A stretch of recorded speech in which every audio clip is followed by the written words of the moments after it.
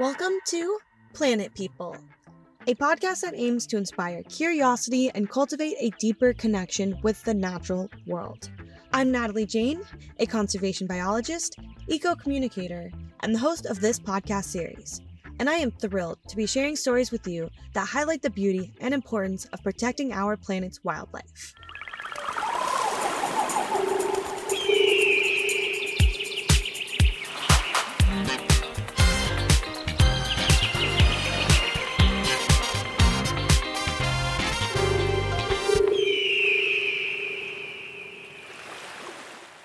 Hey everyone, and welcome back to this episode of Planet People. I'm your host, Natalie Jane, a conservation biologist and aspiring storyteller. And we are so excited to be filming this bonus episode where we recount all of our different stories and interviews that made this journey into our 1 year of Planet People so incredibly special. And I'm joined today by my creative director, Carson, and we have a super exciting announcement that moving forward on season 2, Coral will be joining me as a co-host. And I'm just so grateful to have you here, and you're really the backbones of Planet People, and we would be nowhere without your editing expertise. So thanks for being here, and I'm just so grateful to have you. Thank you. Yeah, I'm excited to be here, and I'm excited to co-host moving forward. And creative directing and editing this podcast has been amazing, and just our journey over the past year of Planet People has been absolutely incredible and such a whirlwind. We have experienced so much this past year, and I can't wait to recount it with you on this episode. And I'm absolutely grateful for you too. I mean, we wouldn't have Planet People without you. You're the person that started this, and that origin story is funny as well, and we'll get into that a little bit. But Planet People would not be here today if it weren't for you, and it's just been You're so sweet. An amazing start with our first year, and it's gonna be even better moving forward. And we always talk about that. We're so excited. We're also filming here in Echo Park, Los Angeles. So like normal with our episodes, if you hear birds, ambient noises, there is a highway nearby, so you might hear some of that. And yeah, I'm excited to get into all the details with you of this past crazy year. I know, me too. There's always hummingbirds and hawks flying around. We've got a hummingbird just perched above us right now, and it's so cool. Where? Having this green space right up there on the branch. Oh. So I think it's a rufous hummingbird, but yeah, it's just so cool. Like this green space here in LA in Echo Park with the cityscape behind us. And I know you've got great horned owls that come through here. And yeah, there's just so much to talk about. And a red-tailed hawk, I think. Yeah, we had 3 red-tailed hawks earlier actually. But yeah, it's just, I love Southern California, and we've been so fortunate to have some really cool filming locations, which we'll definitely get into when we recount all of the stories and the interviews we've had this year. Yeah, so as far as what you can expect for this episode, we'll definitely be doing a little bit of a brief summary for each episode we've done, and in addition to that, weaving our own stories into these different interview experiences, like from filming outside to traveling to Costa Rica for an episode, traveling to Monterey to meet Jane Goodall. There's just a lot to review, and like you said, we always talk about what we're looking forward to, because it's just been such a whirlwind of a year. I mean, we set the bar so high. Yeah, just in the first year. I mean, like, it's been incredible. And so something that Natalie and I always say is, like, if this is what's happened in the first year, like, where is this going to take us? And what's cool about all of that is the foundation is about the planet, about the environment, about wildlife, and the amazing experiences that we've had and the people that we've met, like, all care to a crazy degree, crazy in a good way. And yeah, it's just been awesome. I know. So, well, let's do a cheers, and congratulations to a year. Happy 1 year of Planet People. We are so excited for what's next. We have some spicy margaritas here with tahini. Shout out Hugh Carr for these delicious margaritas. Yes, cheers. Thank you. And we got to shout out Hugh. Yes. Social media producer and content creator. Hugh pieces together all these sound bites that you see in our reels on our Instagram, and you do really an amazing job, and thank you so much.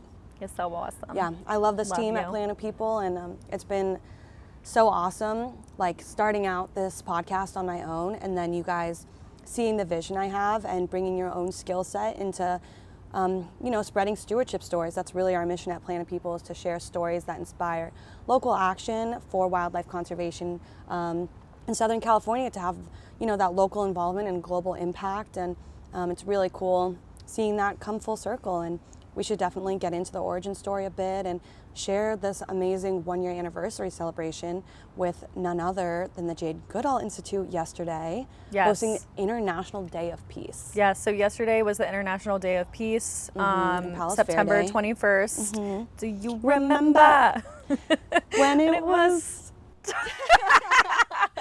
21st of September? Oh, God. Well, we fucking remember yesterday, and it was the International Day of Peace. Jane Goodall Institute was putting on an event in San Pedro, California, and we went down. Well, I went down, Natalie went up because Natalie's in San Diego. Yep, drove up yesterday morning. And it was absolutely amazing. I mean, they had so many really cool vendors and just all of these different California organizations for the environment. We learned so much. We met so many amazing people. And also, of course, we heard Jane Goodall speak, and what a treasure. We've had a few run-ins with Jane Goodall this year, which has been amazing, and we'll talk about it a little bit later in the episode. Yep. But to just hear her speak, and she's such an amazing speaker. She's just such a great person and so funny. Was amazing. She's just a funny person as well. Like, she's got some sass. Oh She's yeah, so she's well-spoken. sassy and in charge. I love it. So Yep, she really inspires hope, and her whole conversation and speech yesterday was just amazing. It was different than the one we heard in March, which we'll share about too. But yeah, it was really fun. I'm glad that we made that work yesterday, and I'm so grateful. We met somebody special. Yes, someone very special. We met Bono yesterday, who is the lead singer of U2, and I'll share a little bit about that meaning and why U2 has been such really a big part of my conservation journey in Southern California the last 2 years. With their Joshua Tree album, inspired a lot of my own passion for protecting the Joshua Tree, which we're really excited to announce. Yes. Will be a big focus for season 2 about desert ecology and the Mojave Desert environment here in Southern California. And U2 and the Joshua Tree album inspired a lot of my advocacy work around the Joshua Tree. So meeting Bono yesterday was just a full circle moment for me. It was insane. And he was so nice. He was such a nice guy. He signed your vest, which was awesome. Rock and roll for life, baby. He signed it. Love rock. Yes. Yes, I love rock. If you didn't know, now you know. So that was awesome. What were some other highlights yesterday? Well, I just want to say about Bono,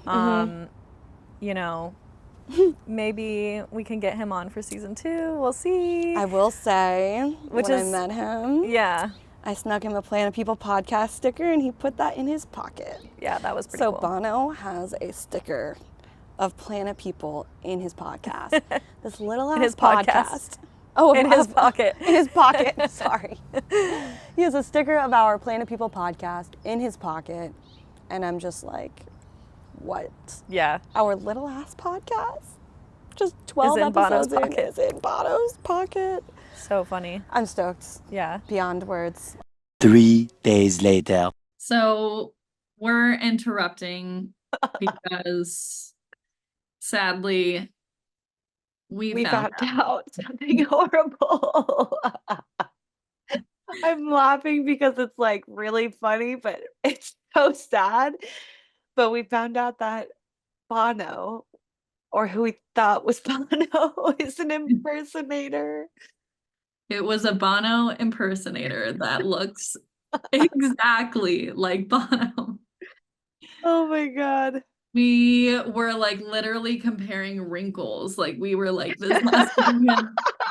But this is like a thing. Like he is hired by a lot of people, and like maybe even works with Bono himself to like go to certain events. Well, apparently from the articles I was reading, is he's been working with Bono for 20 years. Yeah. And works as a stunt double and even performs for him internationally. Like, because he has a band. He has a band based in California that is a U2 cover band. So and he sounds like Bono. And what's even funnier, this guy, Pavel Safara, hasn't even met Bono. Shut up. There's no way. They haven't met, according to that article I read, which we might have to link for other people to get the 411. I know. It's so If he freaking hasn't even met awful. him, like, how are we gonna meet him? Well, I just feel like I have so many questions because this whole thing is just very bizarre. I mean, what could be more bizarre than meeting a stunt double who completely duped everyone there? I want to know if Jane Goodall knows that he's a freaking fake.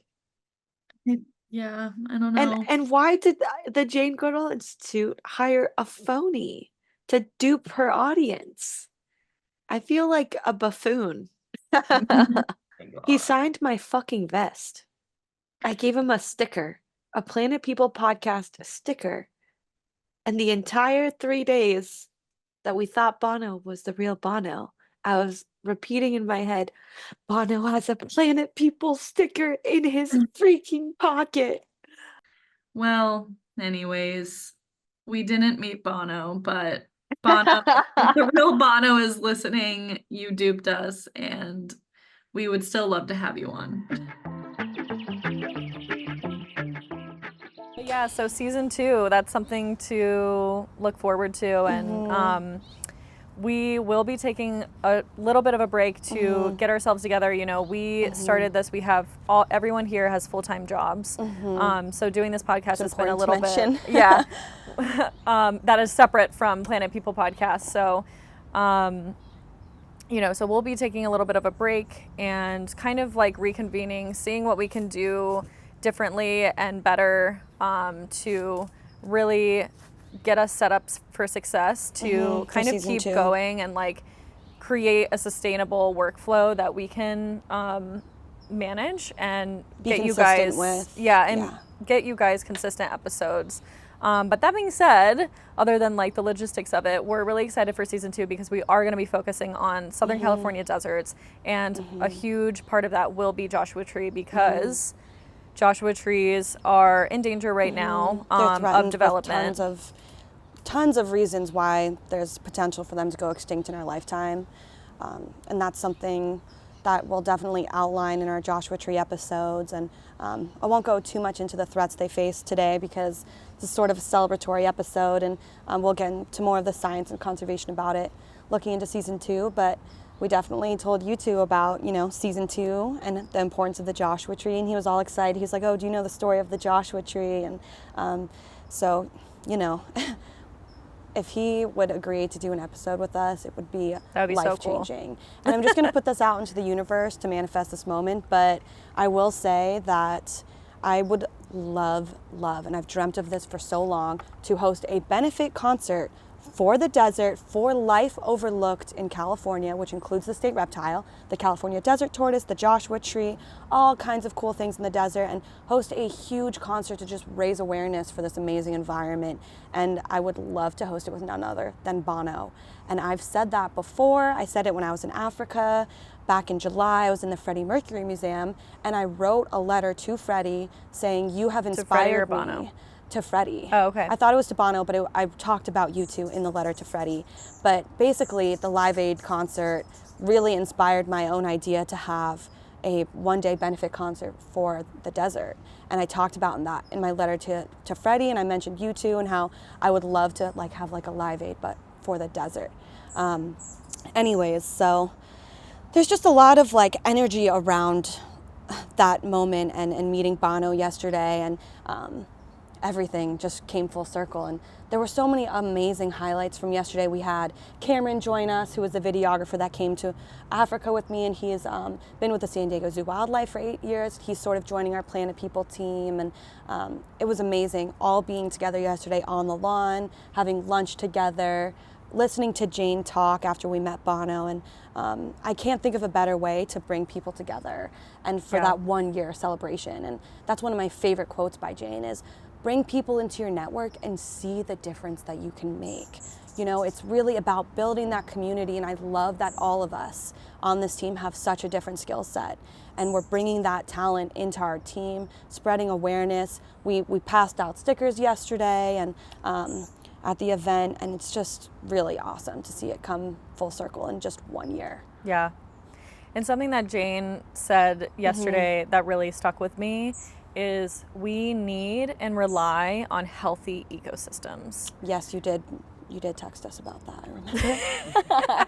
I was like, yes. Yeah.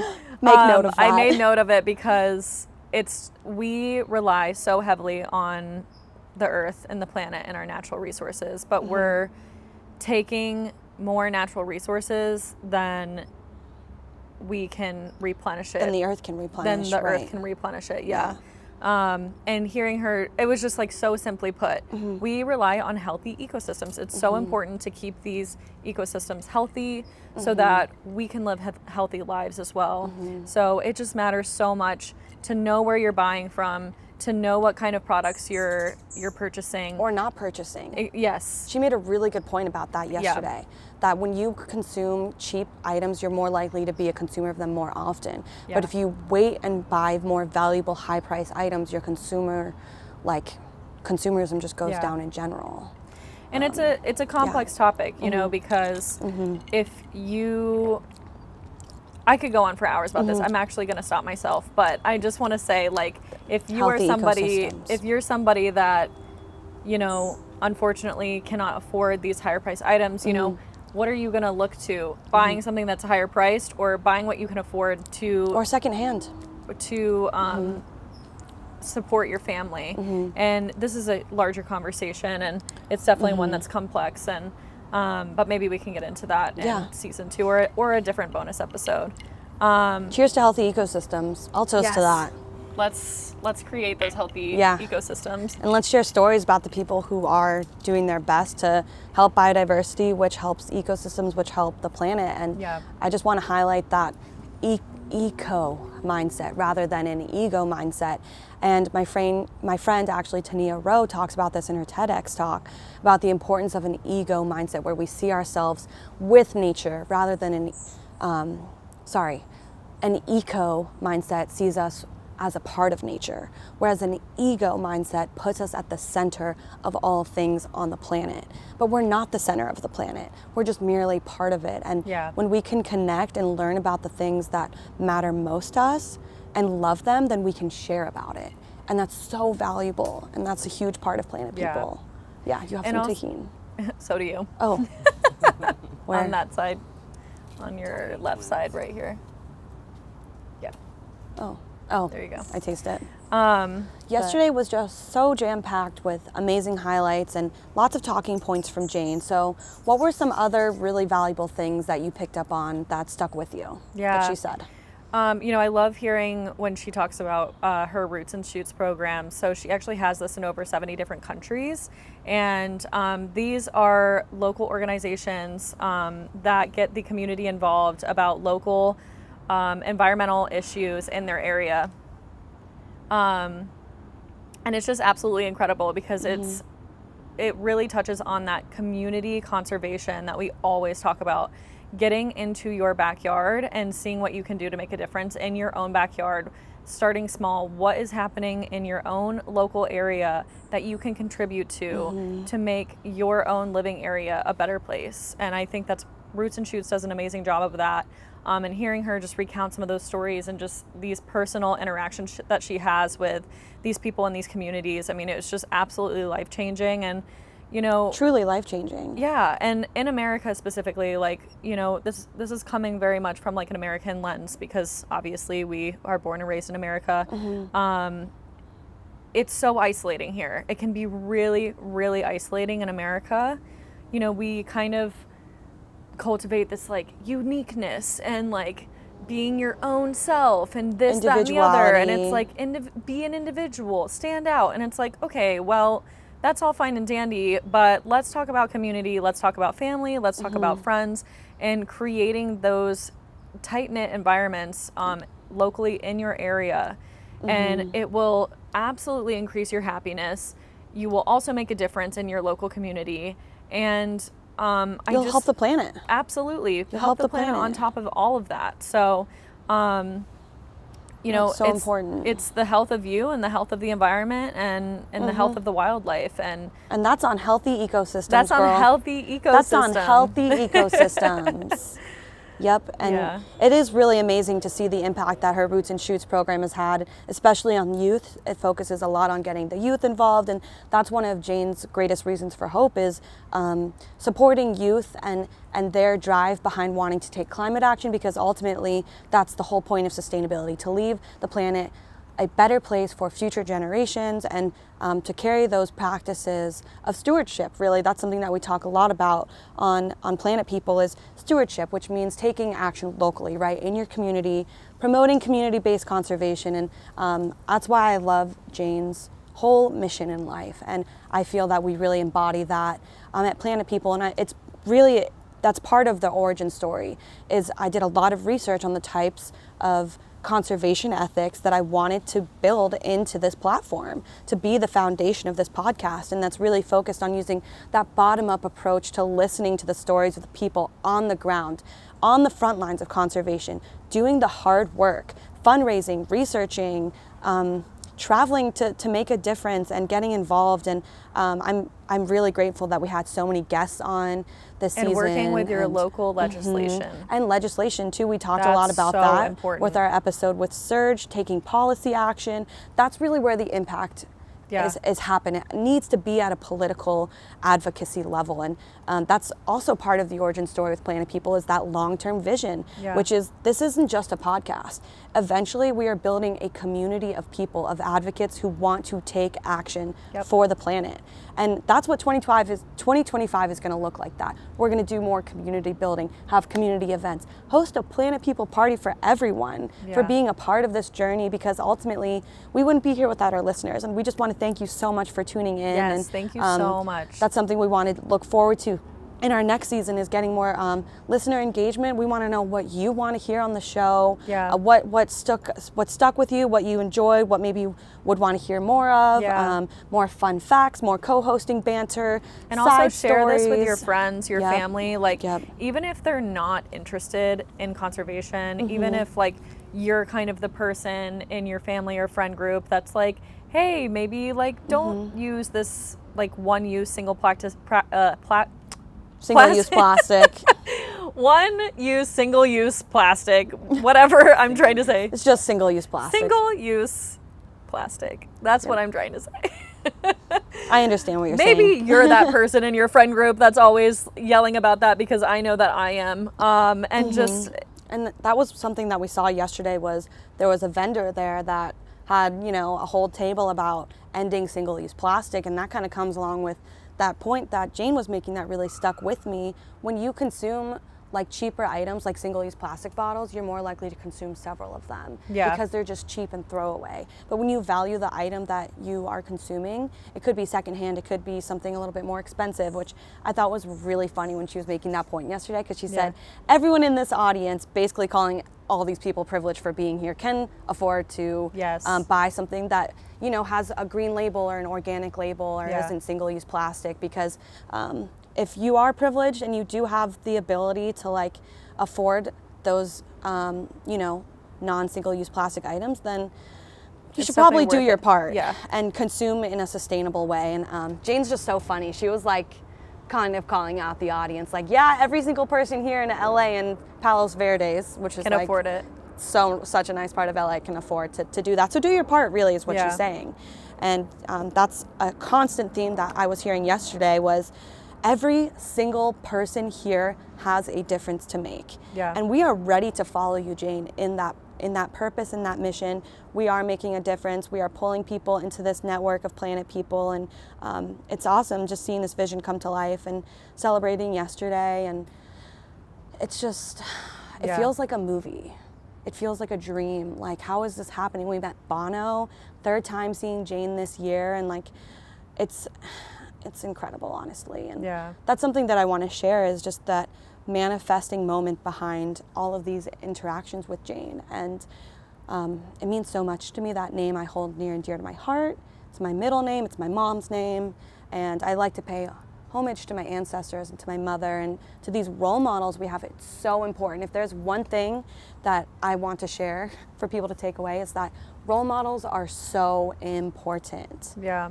You know, what example do you want to set?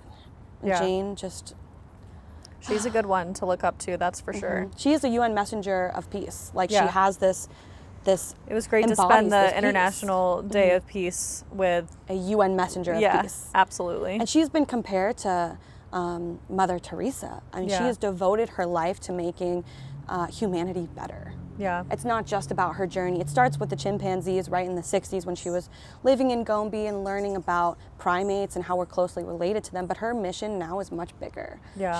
She's evolved into this visionary woman of peace and hope, and practicing that local action at home to make the planet a better place for all of us. And I just have goosebumps thinking about her. Like, she's such an incredible icon. She's amazing. Yeah. Well, and what I was trying to say before I stumbled over single-use plastic was, if you're listening to this podcast, please share with your family and friends. It can seriously be, it doesn't need to be like, oh, buy this higher price thing to make a difference. Like, if you just even share this podcast with somebody that may not be extremely interested in this stuff, like, find an episode, like with our season 1, we have so many different animals that we touch on. Maybe you have a friend that's super into orcas. A lot of people are. You know, maybe you have a friend that's into sharks. Like, pick one of these two episodes. about Exactly. sharks. Pick one of these episodes and share it with somebody that may not be extremely interested with conservation, but like, pick something within their interest, share it with them, ask them again, follow up, hey, did you listen to that? Because I want to talk to you about it. You know, it really makes a difference. It for makes us, a difference. Too. It helps our listeners, Absolutely. our downloads, spreading our message. But it helps people change their mind little by little by little. And something that a story that Jane talked about yesterday was she was in China, and she had this little girl. Yeah, she had this little girl follow her around, did not like speak any English, and she had, like, I think her father translating for her, and her father was like, translating for the little girl that was like 9 years old, said to Jane, I'm gonna learn. Oh no, I think it doesn't matter, one of her parents, but she said, the little girl said, I'm going to learn English so I can talk to you. I'm so inspired by you when you come back here in 2 years. And she did exactly that. And she ended up learning English so that she was able to communicate with Jane. And they started Roots and Shoots in their area. And the mom, actually, of that little girl wrote Jane a letter saying, you inspiring my daughter changed my life. I didn't care about like where I shopped. I didn't care about this. I didn't care about that, about the environment. And seeing you and seeing my daughter, I have changed my entire perspective. And like, I am totally here for doing what I can to save the environment. And she stopped being a housewife after that. Yeah, and she started these Roots and Shoots programs. Exactly. So it starts with something so small, and so seriously share these episodes with somebody that you know, and maybe it'll pique their interest. And maybe it won't be this, maybe it's not our podcast, but maybe it's something else. Maybe it's a documentary that you saw. Like, just share the word. That's something that's so free and so easy to do. And just talk about it to your friends and family in a way that doesn't intimidate them. I think that that's something important. You know, we always talk about this doomsday effect with the environment. People are just so on this just wavelength of like, well, it's going to hell anyways, so whatever. But like, we have to kind of get away from that, because it just creates a little bit more apathy, and it doesn't create action if we stay in that. Apathy will take you out of action. Exactly. And I've been there too. I've been so overwhelmed by headlines, this, that, and the other. And also just know that these headlines are clickbait. Like, they need it to be polarizing so that you can click into it, so that their boss will be happy, this, that, the other. Like, keep these things in mind, and just, that's why we are here at Planet People, to raise awareness for like hopeful stories that we're seeing, Right. And that just kind of gets me into our origin story if we want to talk about that. Like, Totally. I want to recount this whole year with you. Mm-hmm. Let's start at the very beginning when Yeah. you started this podcast. I definitely want to get into the origin story. And just before we get started, one comment about just the concept of hope in general, and a quote that I really picked up on from our last episode with Wild Coast and Serge Dedina was something that he said about helplessness leads to hopelessness. So when we have hope, Sorry, that just reminded me of. yeah, did I say that right? No, you did. Okay. Just my reaction reminded me of that viral TikTok video Oh of my like the gosh. girls like being like, You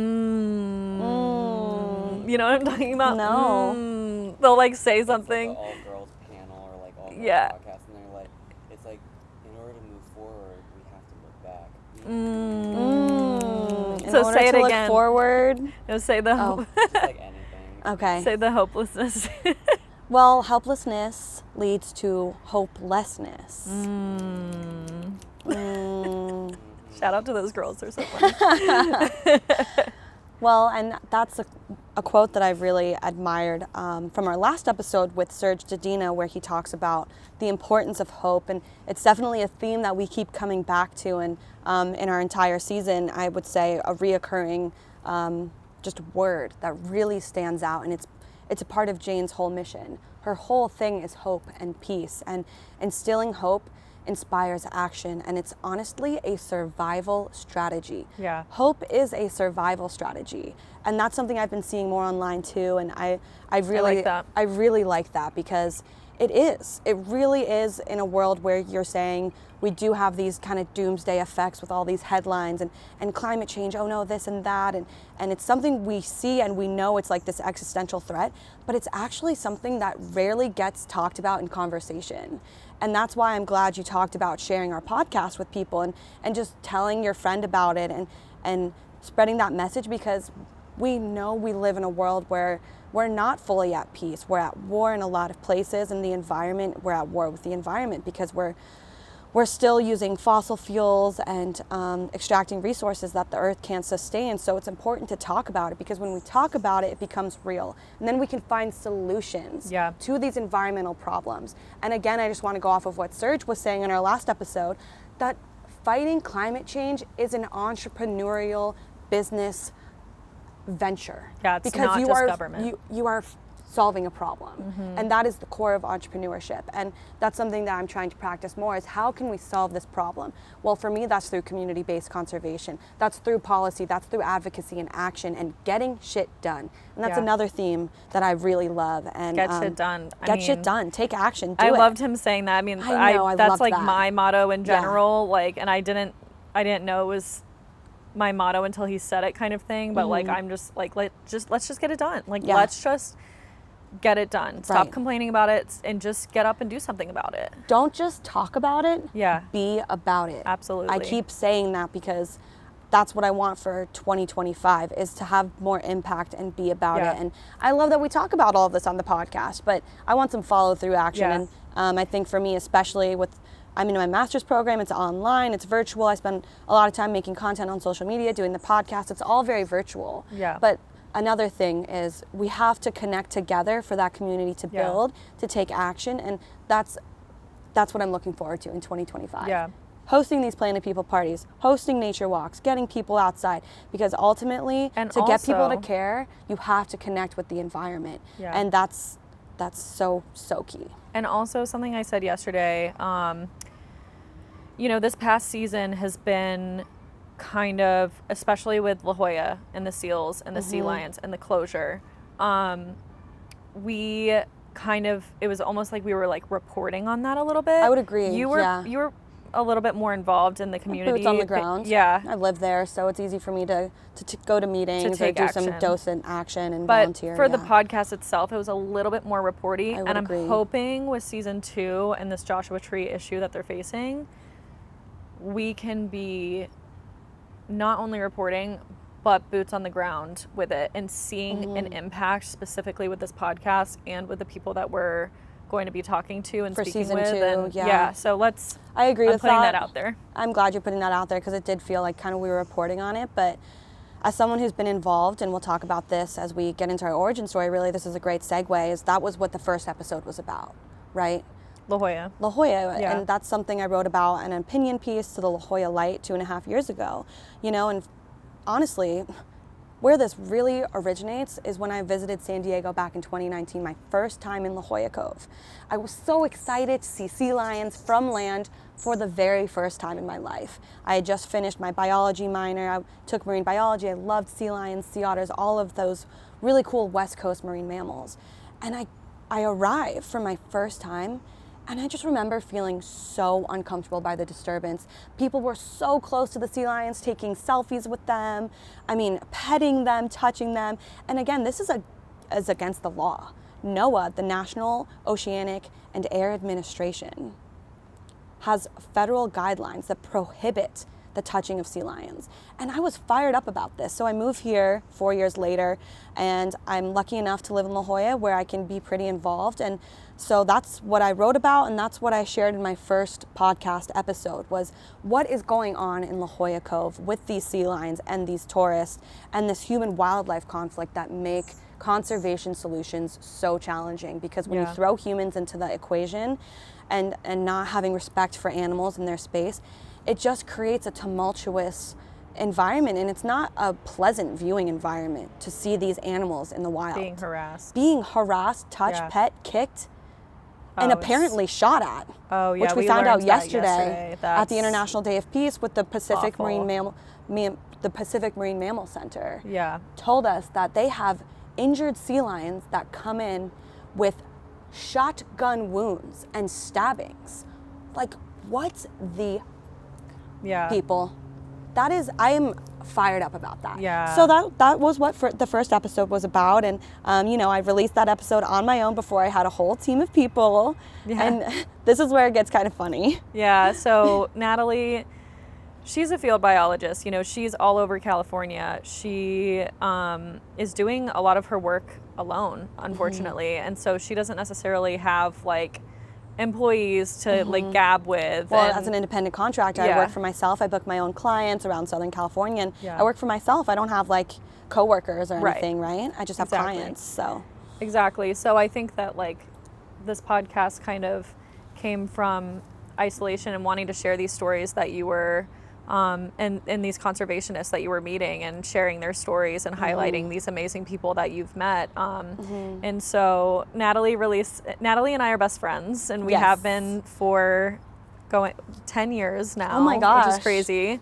It has been that long. Yeah, I know. So yes, we met in college at the University of North Carolina, Wilmington. Yeah, and we have a really great friend group who are also a bunch of conservationists, and we can't wait to have those people on. I know, it just gets better. Yeah, we have I do love an our amazing friend group. We're so lucky. So anyways. And now you're my work wife. Hey.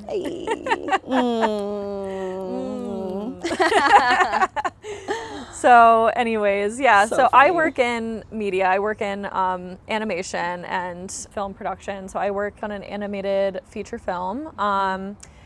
And actually my studio is coming out with a film called Spellbound in November of 2024. We're very excited. Please give that a watch if you have a Netflix subscription. It's such an amazing film. Anyways, little plug there. But I work in media and production. I'm also an artist. And so I'm very much like, I know audio and video, this, that, and the other. And so Natalie releases this episode about La Jolla, and she's like, guess what I did? Like, here's my podcast episode. And I listened to it and I was like, this audio quality is so bad. As a best friend, I can't let you put this out into the world. Like, we have got to. Yep, so we took down the episode and re-edited the whole thing. Yes, and it's still a little rough because I was working with bad audio, but it's okay. Hey, you just got to get it out there. Got to get it out there no matter what. So we, we started working together because I have that video and audio production skills, and I'm also a director, so I had a vision for this because I am a huge advocate for the environment, and I actually was looking for an outlet because It's perfect timing. yeah, it was great because I just feel like I was kind of lacking in that area with just where I was in life and like with COVID and you know, Right. everything like And you've been wanting to find a way to make some sort of environmental impact. exactly. So Yeah. it was perfect timing. So anyways, I joined the team and Yes, thank God you helped with that audio. yeah, so that was like last year around was August. a year ago, in Yeah. August, yep. And so we recorded the little intro that you hear in the beginning in my Yes. closet. Which is honestly an iconic photo because I'm just in your closet surrounded by all your shoes and your clothes, having these headphones on and this big mic in front of me. Yeah. And my favorite part about the photo is the cowboy boots next to the vote, vote, vote sign. Oh, right. And it's just so telling of the times. Like, Yeah. Yep. I made that. On the other side, it says Black Lives Matter. I made that in the wow. middle of, you know, I mean, it's all of a that. reminder in of COVID. just these crazy past 4 yes, years. and vote, vote, vote. Vote, vote, vote. Because it's Period. very important and Vote it's for coming a up. president that Yeah. cares about your future. Absolutely, Okay, and the that's a big environment. message from yesterday with Yeah. Jane. That was big. So anyways, Yeah. we got the came first together, episode out, got the you first know. episode and the next couple. So let's get Yeah. into it. Let's Oh my recap gosh, like all I these different know. episodes. And just in my defense, I was, you know, with that audio recording, I was outside in the desert, walking around, just spewing my thoughts about this whole issue in La Jolla Cove. So, you know, I think the first episode had like crunching sounds and, you know, the wind and kind of the ambient highway sounds. I like the noises. I do, we do yeah. record outside. It is difficult recording outside because of the ambient noises, especially in Los Angeles, Southern California. There's helicopters all over the place. I know. The There's air so traffic much- is insane pretty here, crazy. actually. Every Yeah. episode we've done outside, we've had to pause because of Yeah. helicopters. But I do like it. Yeah. And some of the episodes that we record is also on Zoom just Right. for like availability for our guests. Right, let's get right into it. Yeah, episode 2. So I recorded that before you and Hugh joined the team back in July of 2023. And I had on my good friend and colleague, Cristina Santamaria, who is the conservation manager of the San Diego Audubon Society. And even more than that, she is, you know, an advocate of so much, including creating a sustainable future for her girls by instilling this sense of gardening, and she has such a knack for native planting. And we share a lot about her story on that episode and the importance of native plants for becoming a conservationist in your own backyard. And she advocates for, you know, planting native plants to attract pollinators, backyard birds, and ultimately backyard bird watching is what got me into biology and becoming a field biologist.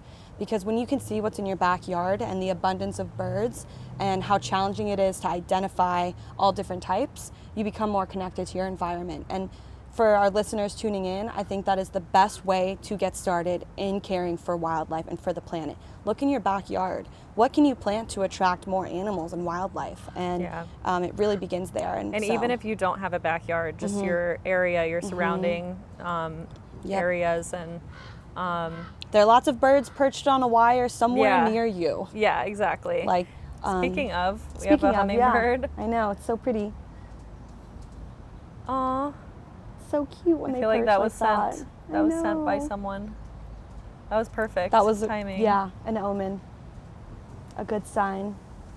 There are birds everywhere. And that's something I absolutely love about you is just your knowledge of birds, because we're always around together and I point out a bird and Natalie immediately just knows exactly which one it is. And I think that's so cool because like you obviously have the science background. I don't have a science background. I'm just very interested in this stuff. And that's not something that I have committed to memory. So I love being able to point something out and she's like, oh, that's this type of bird and this is the qualities that they have and the prey that they like and this, that, and the other. So yeah, I'm happy that you started with Cristina and talking about the coastal birds and give us a little tidbit about the coastal birds. Yeah, so some of the coastal shorebirds that Cristina and I talk about in episode 2 are threatened shorebird species. So we have the California leastern and the western snowy plover, which is the cutest chick and shorebird species of all time. I mean, we'll definitely show you guys some photos of California leastern and the western snowy plover, but like the snowy plover looks like a little cotton ball on sticks when they're first born. It's really cute, yeah.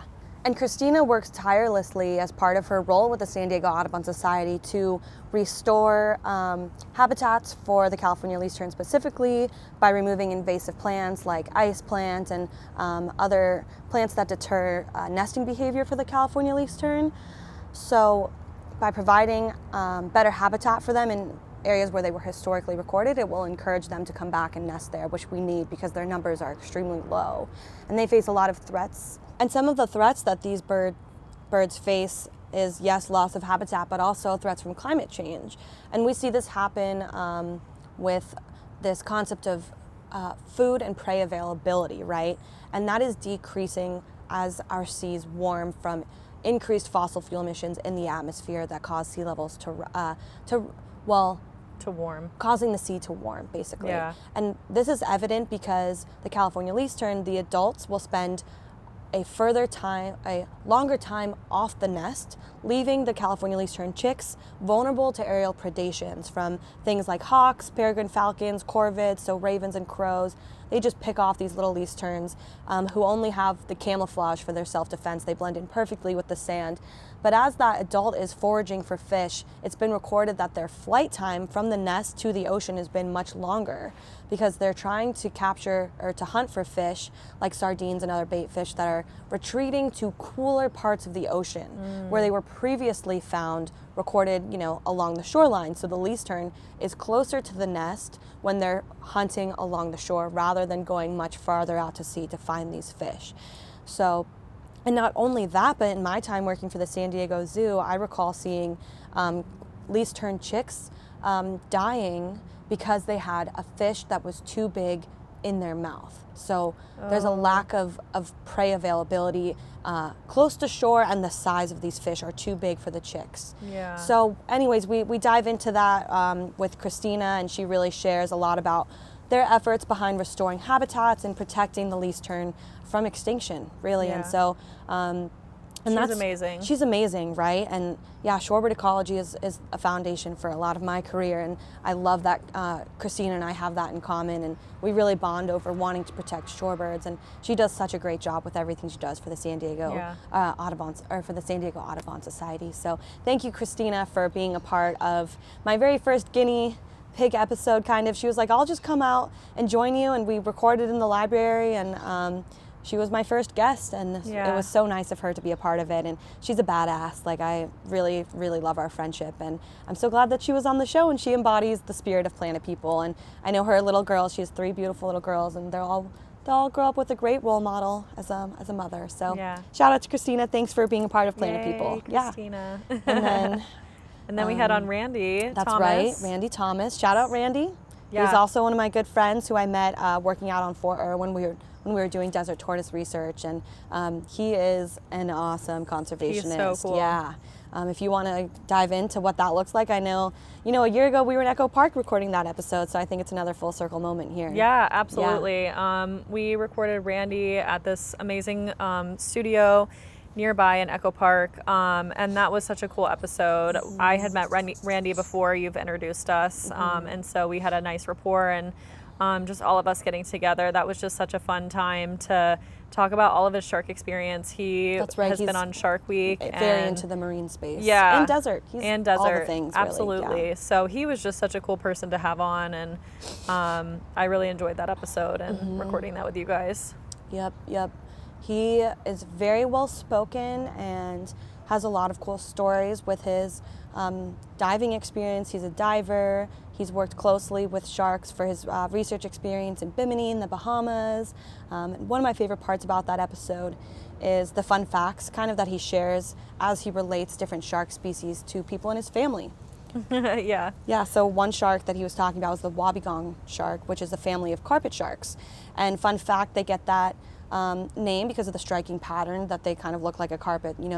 They're bottom feeders, and Randy relates, his grandmother, I think, to kind of having that wobbegong pattern of sort of that carpet feature with his grandma having stringy curly hair. Yeah. I think that's what he was saying. That was a fun highlight. What did you like about that episode?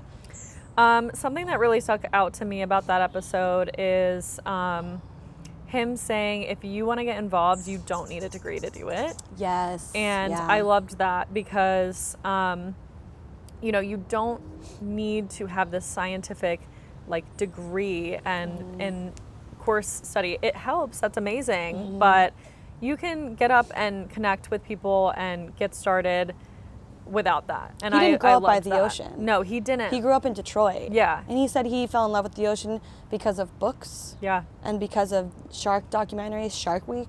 Yeah. And good for him because now he's been on Shark Week. He Yeah. actually has his own show out on YouTube where he is featured doing shark research. So I think it was sort of competitive in a way where they were being hands-on and collecting data with sharks, which is really cool. And he's a badass. Yeah. You don't have to be a scientist to give a shit. No, exactly. That was sort of, I think, the takeaway there with him not needing a degree Yeah. to care, which he does have a degree, but kind of the point is for you listening, if you're not a scientist, that's okay. Yeah. And we'll probably hear from Randy again, season 2. Season 2, we'll have him 'Cause back on. You guys can talk about your desert stories together. And Yep. Just have more banter with him, yeah. less interview style, more stories, because we have a lot of those. Yeah. Yep. So you guys have done really important work out in Joshua Tree together. Yes, we really had our, boots on the ground, hands-on research with desert tortoises, and it was really special, having those memories, and it was so fun. Honestly, a season of field work I'll never forget for the rest of my life. Amazing. Yeah. So yeah, episode 3, we had on Nicole and Angel Morris. They are a badass team together, and we talked about rays and queer ecology, Right. and they have a documentary. Called Diving for Rays. Yes. Which you can find on Water Bear Network, and they feature a lot of kind of amateur nature film documentary style shows and films.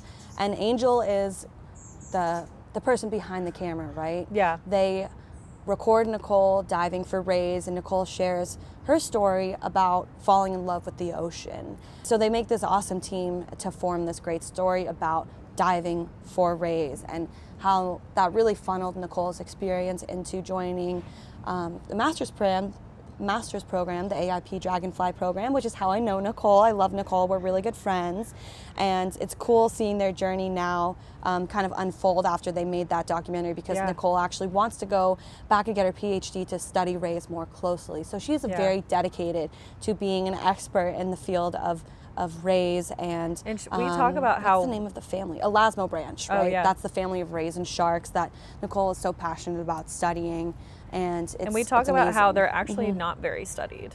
So That's right. she's kind of going into uncharted territory with rays, which I think like. is really cool. It's really cool. Yeah. It's I feel like a lot of animals, charismatic megafauna and bigger animals steal the spotlight for conservation, and including great white sharks, which we talk about in one of our episodes, and or sea turtles. I feel that way about the desert tortoise not getting enough attention, and I know Nicole feels passionately about raising awareness for the ray, and they do a great job of sharing that and raising awareness for it in their movie Diving for Rays. So check that out if you haven't already. Yeah. It's a great episode, and they have a great movie out together. And they were such great guests talking about queer ecology too, and how everything in nature is really queer, honestly. Yeah. And it's not talked about enough, so I think it's important that we touch on that. Yeah, it's a great episode. And then our 4th episode with the Seal Society ladies. That's right. Shout Carol out and to Robin. Carol and Robin. Yep.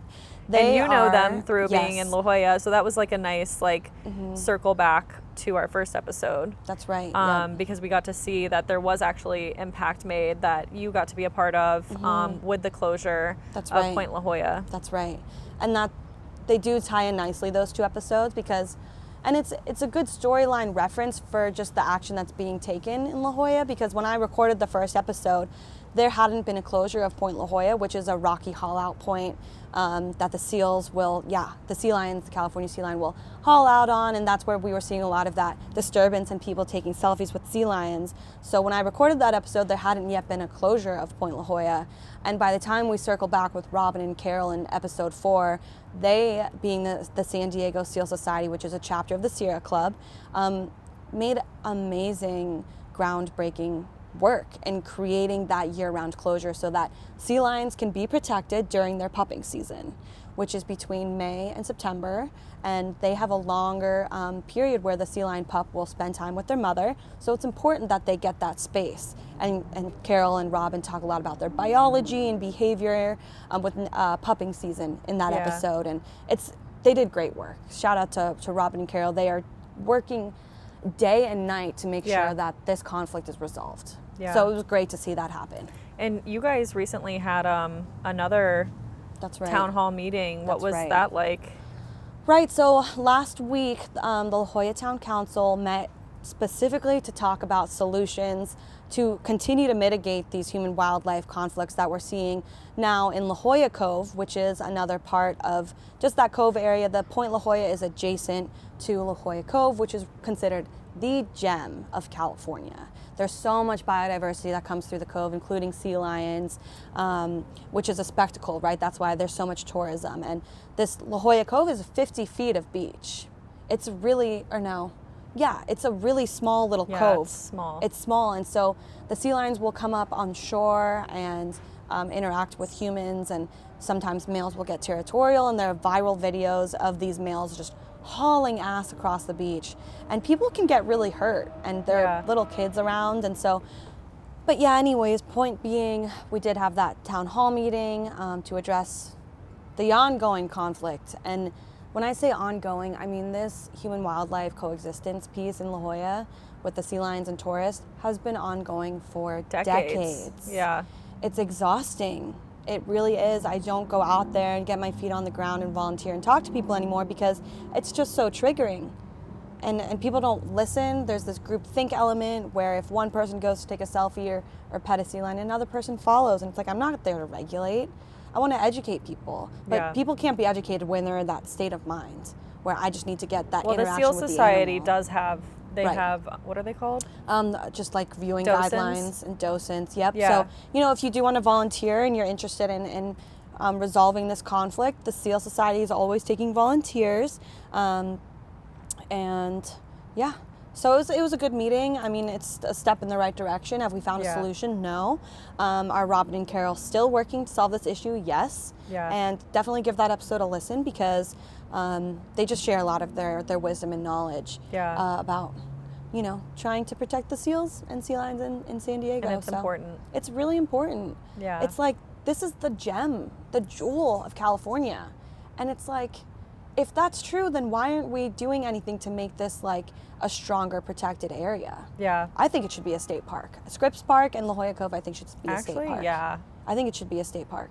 I don't know how to make that happen. Yeah, maybe that's something that we could do. That's why we applied for the grant. So speaking of that town council meeting, there was a lot of happenings that week because Cameron, who is our videographer for the team, and he works for the San Diego Zoo Wildlife Alliance, applied for a Jane Goodall grant, $20,000 grant for your local conservation issue, and we applied for it because we need money to go into this area to research the better ways we can manage this conflict. Yeah. And I think it should be a state park because then there will be more regulations and state enforcement.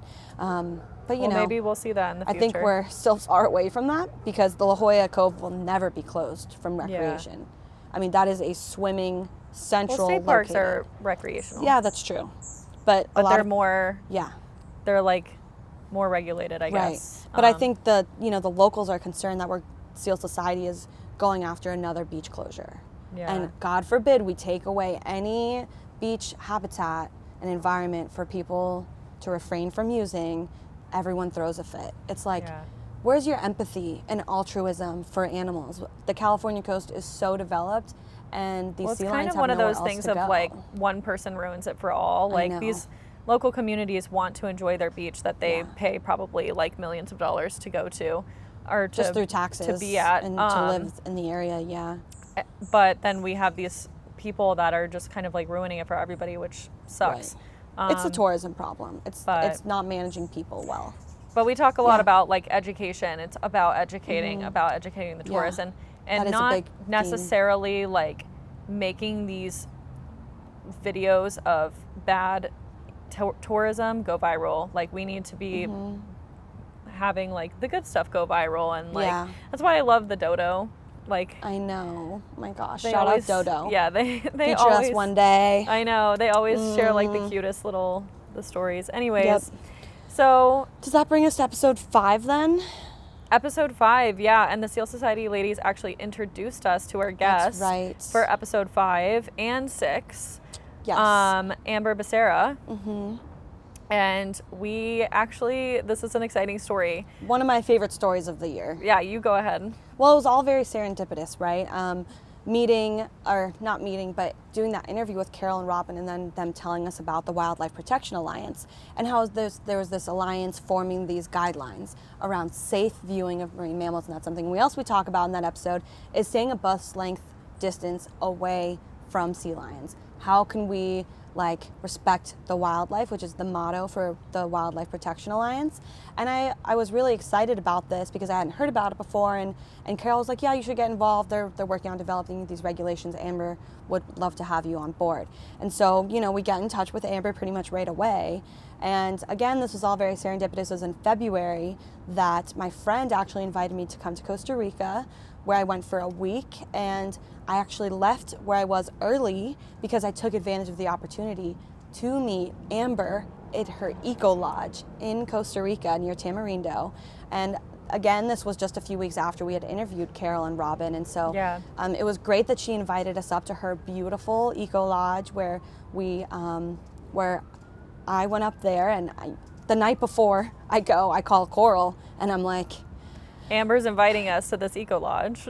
I'm going. I wish you could come with me. And I'm like, wait. Yeah, I'm trying to go to Costa Rica to an eco lodge.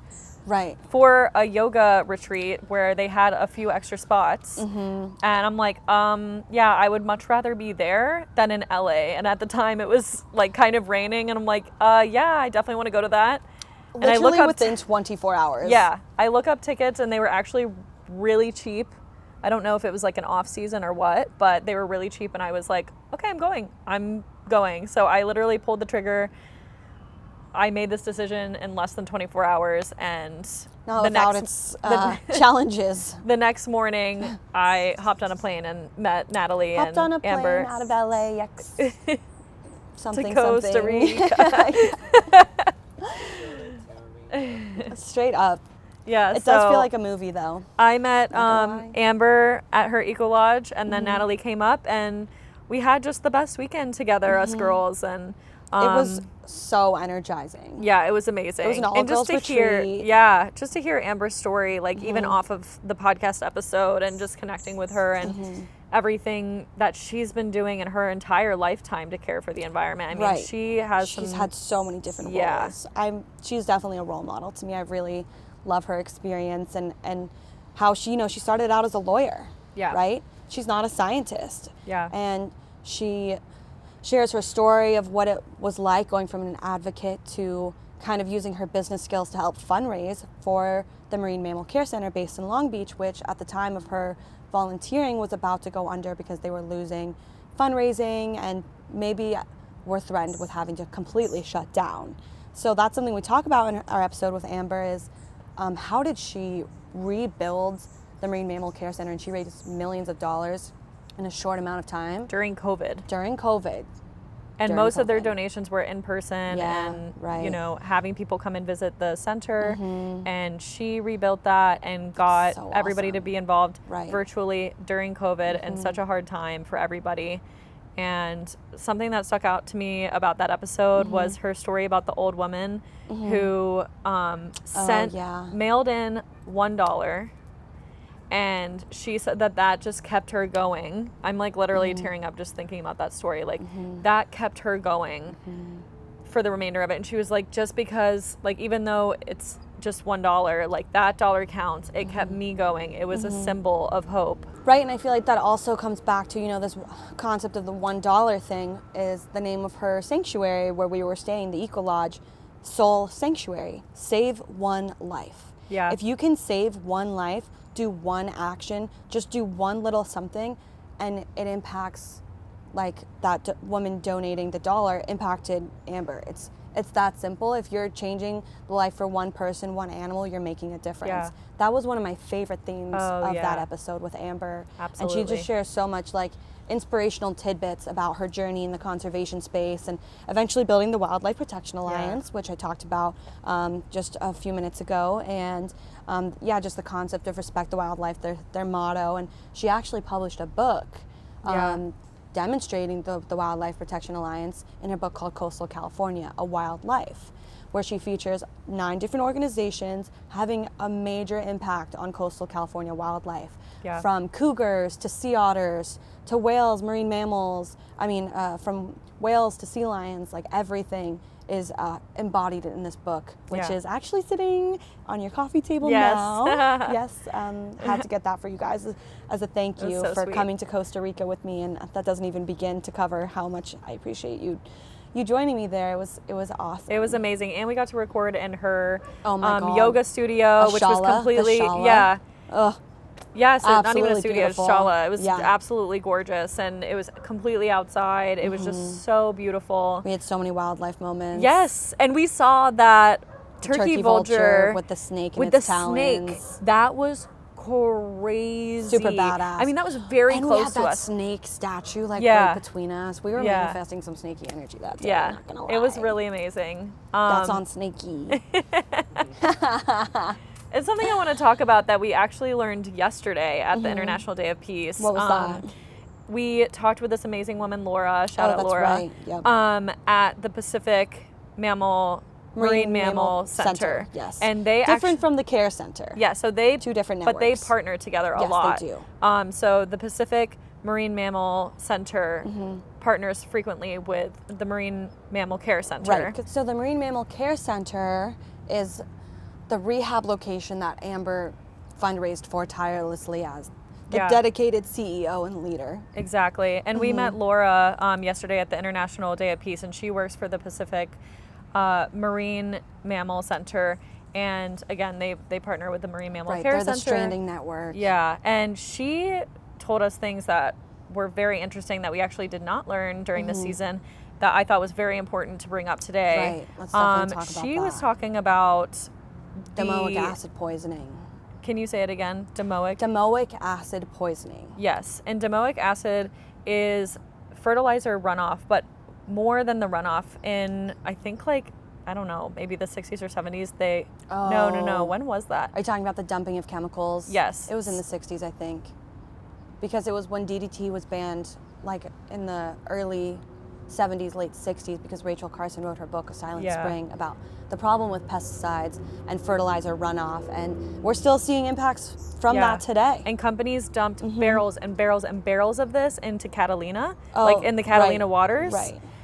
Which Which is an island off the coast of California, Southern California. So these DDT barrels that were thrown into the waters of Southern California, they're dissolving into our oceans, and they're poisoning our fish and marine mammals. And so what Laura was telling us is when there's more of this prevalent in the ocean water, sea lions actually get really sick from it, obviously. Well, it's because they eat the fish that have accumulated this domoic acid in their bodies, but because fish have different organs than marine mammals, they aren't affected by it. Yeah. So then when the sea lions eat the fish, it's this thing, it's this concept called bioaccumulation through the food chain. So we see from the bottom up, the bottom being your sardines, your other fish, and then marine mammals and your top predators, so sharks. All of these chemicals accumulate through the food chain one by one, so bioaccumulate, and that's what we're seeing here. Yeah. And so she was saying that they actually, at first it seems like they're kind of almost drunk, but then that's right. it ends up Their being behavior when they they get have it. seizures, they have heart attacks, they have cancer from this. And she was saying that last year there was huge amounts of this DA in the waters and in the fish, and they had upwards of 150 sea lions that they were taking care of and rescuing and then eventually bringing back into the wild. But it's I was shocked to hear this, and I've known about these chemical dumpings for some time, but to just hear like more than that, more than just the chemical dumpings, how is it impacting our like mammal friends, you know, and what are these organizations in Southern California doing to help mitigate this issue? And Laura also shared a list with us of actually fisheries that we should be avoiding, because a lot of fisheries don't necessarily detect this DA level, which not only is going to affect sea lions, but it'll affect us. The reason that affects sea lions the way it does is because sea lions actually share DNA makeup that we have. And so if it's going to affect them, it's going to affect us. And she shared a list with us of fisheries to avoid, but then also fisheries to look out for, fisheries that are doing their part and testing the fish that they're catching and making sure that these DA levels are not in them. And we will share that list with you guys on our social media, because I mean, I was so grateful that they had that information readily available, because this is something I think about all the time. I'm like, oh God, what am I eating? And especially like knowing this about the waters right off of Catalina. I mean, you and I have taken a camping trip in Catalina where we caught fish, and we actually had ceviche, and like looking back on that moment, I'm like, oh God, what was in that fish off of the Catalina waters? Like, was that even safe to eat? Oh my gosh, I totally forgot about that. Shout out Zach. Yeah, shout out to your boyfriend, fishing, Zach, for awesome boyfriend, fishing yes. fresh fish, which was amazing. But looking back on it, I'm like, oh God, what was in the fish? And this is something that we have to, like, everybody needs to keep asking themselves. It's unfortunate that we live in a world where a lot of our food is poisoned. Yeah, especially in America, unfortunately. Hey, planet people.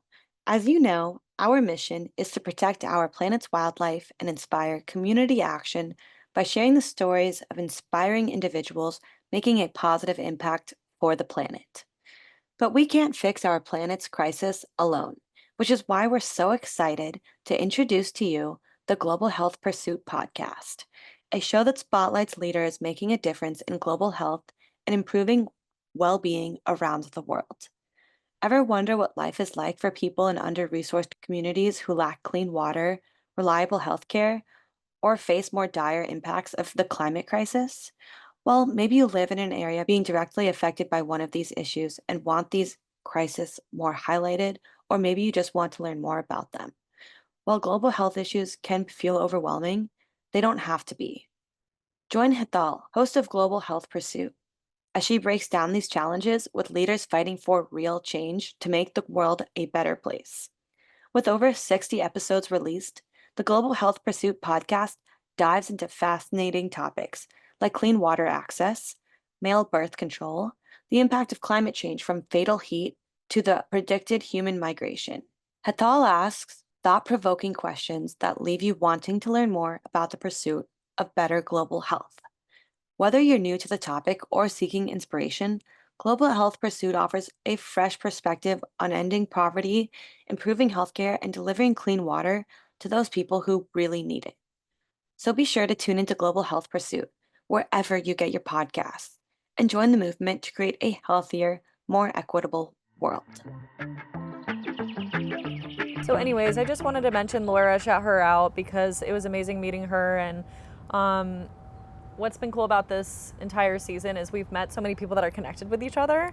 And, you know, we told her that we interviewed Amber, and, you know, again, they work very closely with the Marine Mammal Care Center. And yeah, so I just wanted to mention that because it was something that we haven't really, we've touched on the seals and the sea lions in Southern California, but that specifically we haven't touched on. And I felt like it was a really, poisoning. Yeah. It's a current event. It's a very relatively new study, really is understanding the effects of DA on these marine mammals. So seeing their behavior, right? That's something you can look out for if you're a beach goer and you see a sea lion, just an individual one, kind of stranded on the beach, acting sort of drunk or like odd behavior. And that's when you know that it's DA and you can report that. And I've seen it myself, like a sea lion in a place I've never seen it before just by itself. Yeah. That's significant of it being maybe stranded or there's something wrong with it, right? So those are signs to look out for, and yeah, shout out Laura. Yeah, and call your Marine Mammal Care Centers near you.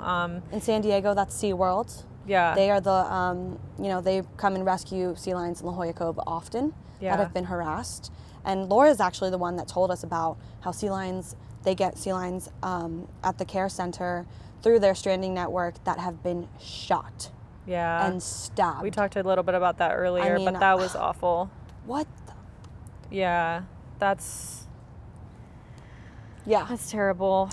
But so gosh, we keep talking a lot about sea lions. That's Yeah. been a major theme for this season because I've just been so involved for so long now, and now you know all of the people Yeah. involved and how everyone is in this circuit, this network of wildlifers and the Wildlife Protection Alliance, and Yeah. all of these organizations really embody planet people. And so we were so grateful to Amber for hosting us down in Costa Yeah. Rica. I know we've kind of like tailed off from that as we get into the details of that episode and sharing about Laura, but it was really great interviewing her, and I just Yeah, aspire Amber was to be like her. amazing. Yeah, She she's was- an advocate. Yeah. She's a conservationist. She's not a scientist. Like, I often find that most people on the show haven't been scientists, and they're like the ones that are really taking action. Yeah. Which I just think goes to show that anybody can make a difference. Anyone can right? do that. Yeah. So yeah, Amber is now in Costa Rica with her Eco Lodge, Soul Sanctuary, and she is building that to help fund her Wildlife Protection Alliance organization.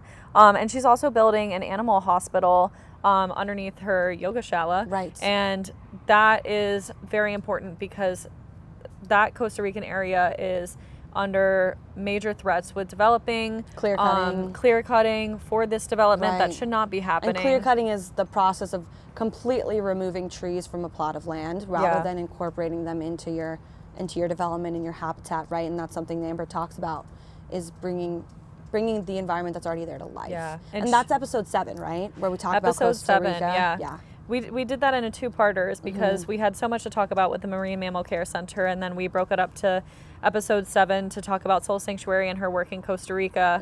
And she's really working with local native communities that care about their native environment and keeping it sustainable and keeping it, again, native, not putting these invasive species and not developing in a reckless way. Reckless. It truly is reckless. Yeah, and keeping their species alive and well in that healthy ecosystem that we talked about earlier. Something that was really cool that Amber is working with communities there is building these monkey bridges. Because monkeys there, the howler monkey, they're not monkeys that walk on the ground. Like, they're arboreal that's what species. it's called.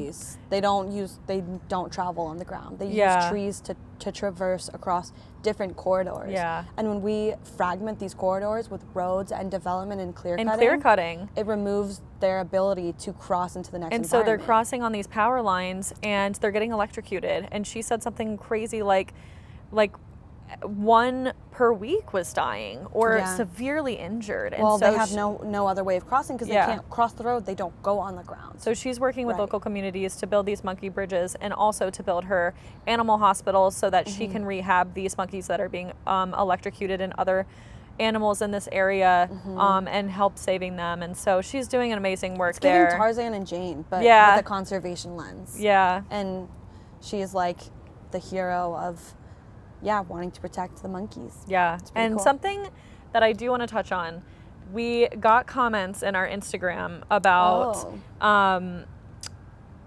we shared something of Amber's story, and this person vocalized how this is what's wrong, like white savior energy, like not working with natives, blah, blah, blah. And this person Oh, I remember this comment. yeah, he actually did not listen to the episode, because if he listened to the episode, he would have realized that Amber is very, very much a part of working with native communities. She speaks their language. Yeah. She speaks Spanish. She learns She doesn't Spanish. make decisions for the community. It's like using that bottom-up approach, Yeah. right? Where you're involved in taking action with the people that are already there. Like Amber came from America, went there and restored a lodge that was already sustainable. She did not right? build. Yeah, she No. did not build. She's working with native communities, and that's very much a part of her ethos. And Yep.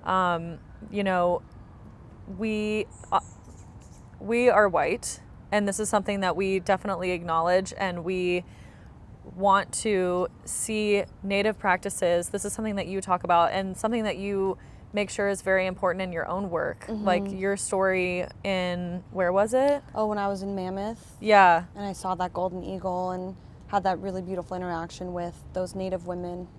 And it's important to listen to the Native communities that are in these lands and work with them and sustainably build the environment and the community based off of these Native practices.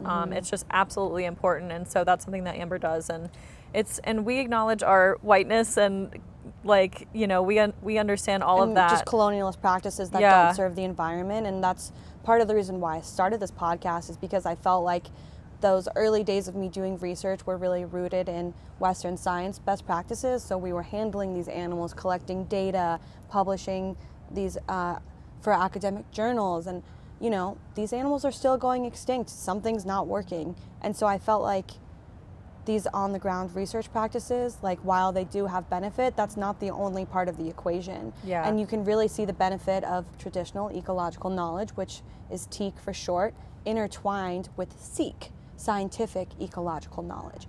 One cannot work without the other. Yeah. And I'm excited to definitely feature some more people like that on our future episodes for season 2.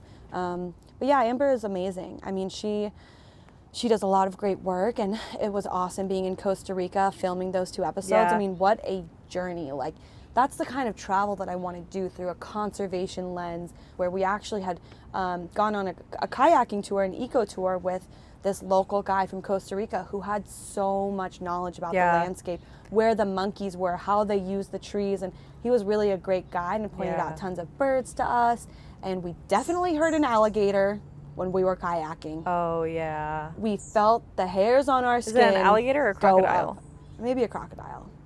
But it I was don't know this like rumble. gnarly rumble. Like, oh my gosh. And me and Natalie were away from we were falling behind. We were falling behind, and then because we Amber were and the just guide, we were just like immersed in the beauty and just like looking around, and then all of a sudden we hear this growl, and it was like instinctual. It was like survival mode. Both me and Natalie just we felt like prey. We were like, we got to get out of here. Like, something is literally stalking us. Like, it was instantaneous. It felt, I was like, if oh we flip over my right now, God. we are in the We're swamp. done.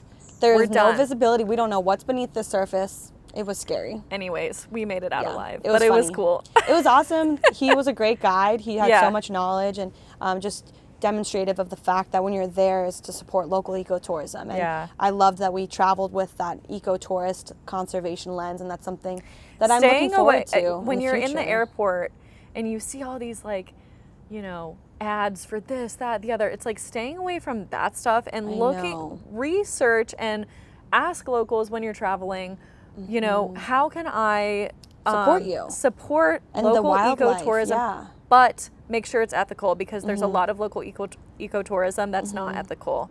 Like the handling of monkeys, the handling of wildlife. And selfies with wildlife. Yeah. If you see that on the internet. And we talk about that in Amber's episodes. Yeah, we do. That you cannot support those roadside zoo type of organizations that are not accredited with the AZA. And we talk about that in the episode. And so anyways, and I mean, Costa Rica was just a total success. Like, very serendipitous. There was so much starting to happen with Planet People. We were getting more consistent by this time in the season. It was episode 6 and 7. We were getting more into the groove of things, and just being in Costa Rica and having that be our first business trip. Like, that was really fun.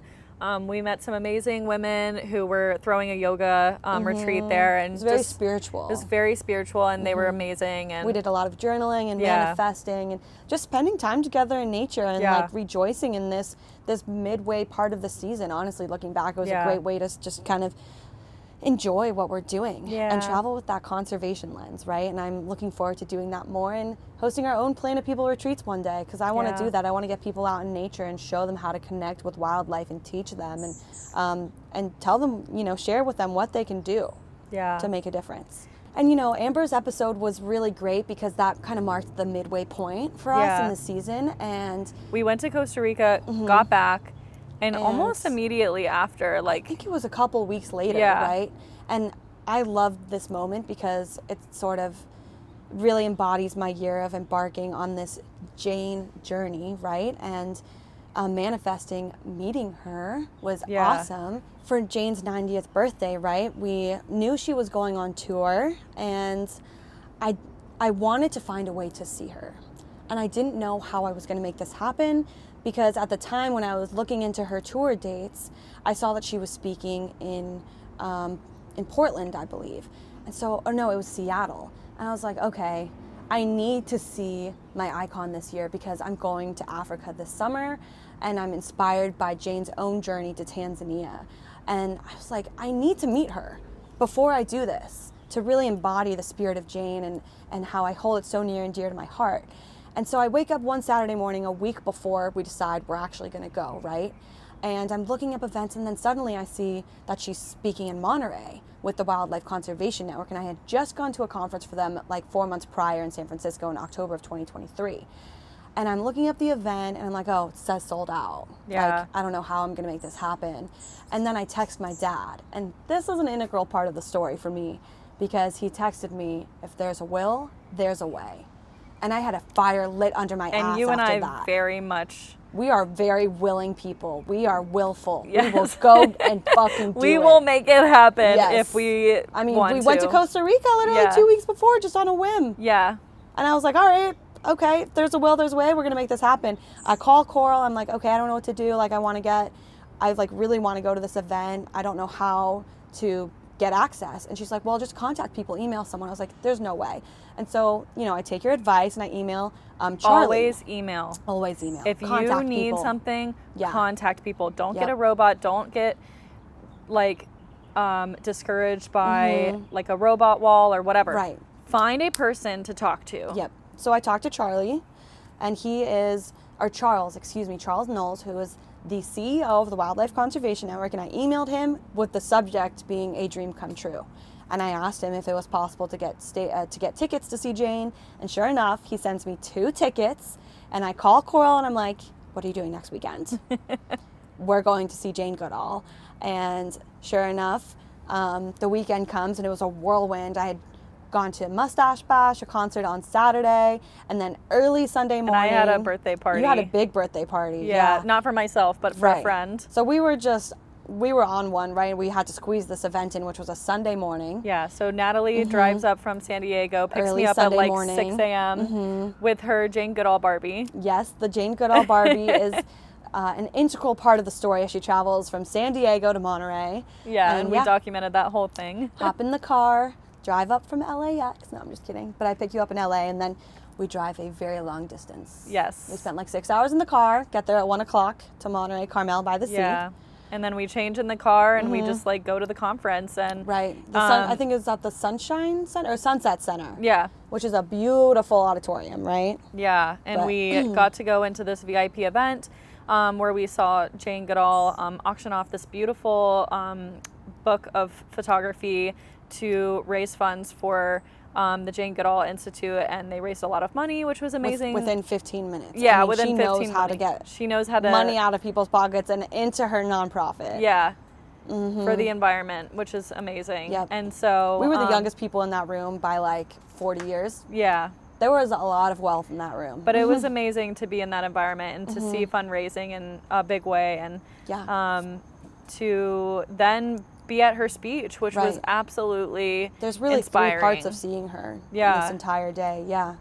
And her speech was about an hour long, and she shares her, her story about where it began for her, starting in Britain and being inspired by Tarzan and wanting to be like Tarzan. She even makes a joke, Tarzan married the wrong Jane. Yeah, I Yep. love that joke. So It's funny. so funny. They said that yesterday too at the Yeah. International Day of Peace.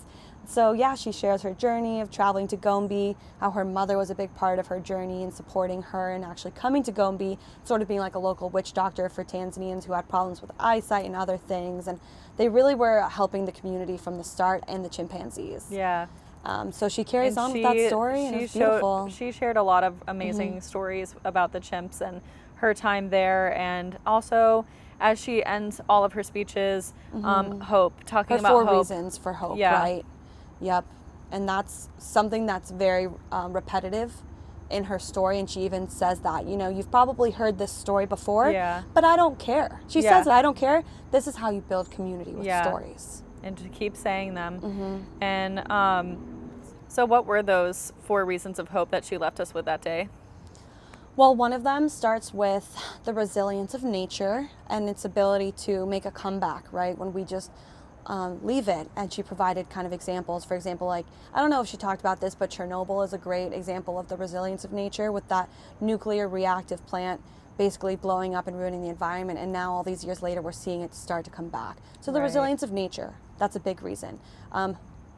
The youth movement is a big reason for hope, because young children are energized and they influence their parents, who influence their friends. And if they care, then other people will care. Yeah. And the third one is the intelligence of the human brain. You know, we just have to use it for good. That's a Use point that it she wisely. makes. Use it wisely, right. And then her last reason for hope, trying to remember her youth, resilience of nature, the indomitable human spirits. That's a good one. There's a will, there's a way. If there's a will, there's a way, baby. So true. And we use that to meet her. It was amazing. Yeah, we were sitting there in the auditorium, and they did this amazing birthday celebration. We all sang happy birthday to Jane Goodall, and they had these little reusable candles. Where is that? Oh my God, I don't know where it is. I'm sure it's somewhere. Anyways, so they had these reusable candles, and again, her using her money savvy brain, she's like, okay, I'm gonna sign them, and let's sell these for $100, blah, blah, blah. And so that's exactly what she did. She had these candles that she signed, that we were singing happy birthday to her with. And she said, if you want to buy one, come up and get one. And so that was the key in. And me and Natalie were like, we need to meet her. How are we going to do it? And then I was like, we need to get one of those candles. Like, we have to. It's a donation anyways, so like it'll be for a good cause. And so we find somebody, we say we want to buy a candle, please let us buy a candle. And we just talked to one of the staff members, and he said, okay, yeah, there's one candle left. They went pretty quick, I guess, because we went up pretty quickly, so I guess they really went fast. And so and in that, we got to meet her, because we got to get one of her signed candles. And well, leading up to this moment, I was nervous, right? Yeah. I went up to the stage and I asked, can we please go see Jane? And then Coral was like, no, you have to use the candle to leverage meeting her. And so I was sort of like, I don't know if this is going to happen, but you pushed me to talk to the right person who put us in the room with her. We really had to use the candle to leverage meeting her. So I was happy to donate, and so we did that. And sure enough, we're waiting in line, and I've got my Jane Goodall Barbie with me, and I'm looking at you all nervous. And we go up to meet her, and she was just so sweet. And I feel like I was talking too fast. I didn't leave that much room for her to talk. But this is a 2-minute interaction. And you also gave her a letter that you wrote to her, which was so sweet. That's true. Yeah, that's another good part of the story. And then I handed that letter off to Charles in the VIP room, in that first room where we met her. And I kind of passed it off to him quickly. And she actually read the letter before we met her. Oh, really? I didn't know that. Yeah, she did. It was open on the table when we came inside. What? I did not notice that at all. Yeah. She read it. Oh my God, I know. that's so sweet. I know. And so when I I'm went gonna to cry. tell her, I love that. I know. It was so cute. And I talked about her name and why it's so important to me, and Jane, and my middle name, and why I love her so much. And when I went to talk to her, I told her why, Jane is so important to me. She said, yes, I read your letter, Natalie. Oh my God, I didn't know that. I know. We were just so excited that I missed that know. point, I guess. And she thought it was cute. I had the Barbie, and she signed it. She got to sign it, yeah. We got that great photo with her. Yeah. And we were just beaming with joy. And everybody in there too, it wasn't just us. There was a number of people in there to meet her, and everybody was just so excited. I know. So inspired. There were so many kids. I know. And who else was there? The famous actor. Clint Eastwood, that's right. Yeah, Clint Eastwood was there. Saw Clint Eastwood. My goodness. Which is really a telltale sign of the connections Jane has with certain celebrities, Yeah. She is a Clint celebrity Eastwood, herself. Bono. The list goes on. Yeah. So, anyways, that was a beautiful story and a great midway section. And you got to tell her that you were going to Africa. Right. That's one of the first things I told her. I was like, I'm actually going to Africa this summer. And she asked me, oh, where? And I told her to Nairobi in Kenya. And I didn't tell her that I was going to Gombe, but I feel like that moment really manifested fast forward 5 months later when I actually did travel to Africa abroad. And I met her in Gombe, and she remembered who I was. Amazing. From that moment when we met her. And that's in a Monterey. serendipitous story. And we have a lot of exciting content about Africa, and that'll come soon. We're just gonna tease it a little bit here. We won't go super far into it, but you did get to meet Jane in her house in Gombe National Forest, where I did an interview in her house with her right-hand man. Yeah, so that's pretty incredible. It was unreal. Yeah. And that moment, that Saturday morning when my dad texted me, if there's a will, there's a way, that really stuck with me. Yeah. Because I wasn't going to take no for an answer. You don't take no for an answer. We are yes women. Respectfully. That's on respect. There is a time to take no for an answer. Yes. That's on respect. But yeah. Anyways, I just love your energy around this, your willingness to say yes. You came to Costa Rica, you came to Monterey. We are all for the yes, the can-do attitude. Yeah. And that's why I'm happy to have you as a co-host. And I'm just so excited because we get shit done. We meet the people we want to meet. We're in the right place at the right time. We make the podcast happen. We're just going to continue to make this vision come true. And that weekend was it, meeting Jane. I mean, that jump-started everything up until this point. It was a great midpoint, too, because we were finally feeling like we got our juices flowing with Amber's episode, and it just kind of like really propelled us into the rest of our season. And into our 1-year anniversary yesterday, seeing Jane again for her 90th birthday for the International Day of Peace. What better way to celebrate Planet People than on that day with her, when she's been an integral part of like my vision. Of this entire year, but my vision. Yeah, for field biology, for Planet People. I've read so many of her books. Like, I wrote her a letter in January too. Yeah. Like, I am always writing to her. Yeah. And it's like, this is the power of making your dreams come true. Yeah. It's so cool. We make it come true together. And so episode 8. Yeah, what was that about? I'm trying to, episode 8. That was a cool episode. About orcas. Oh, episode 8 with Nicole. Schreiber, yes, she is a marine biologist, ornithologist, and that was such a cool naturalist. episode. Yep. Oh my God, Nicole is awesome. Super high energy. She's so young, and she has a whole career ahead of her. I'm so excited because she's already accomplished so much being a young conservationist, and she is a naturalist on Gone Whale Watching, tour boats, and then also in Alaska. For glacier tours, and she's amazing. She's studying orcas in a huge way and documenting them, and she's on the front lines of She's documenting the ETPs, eastern tropical Pacific killer whales, which were back. They're back, recently came back. Yep. Yeah, I saw her post that's about crazy. That. Yeah, it's this.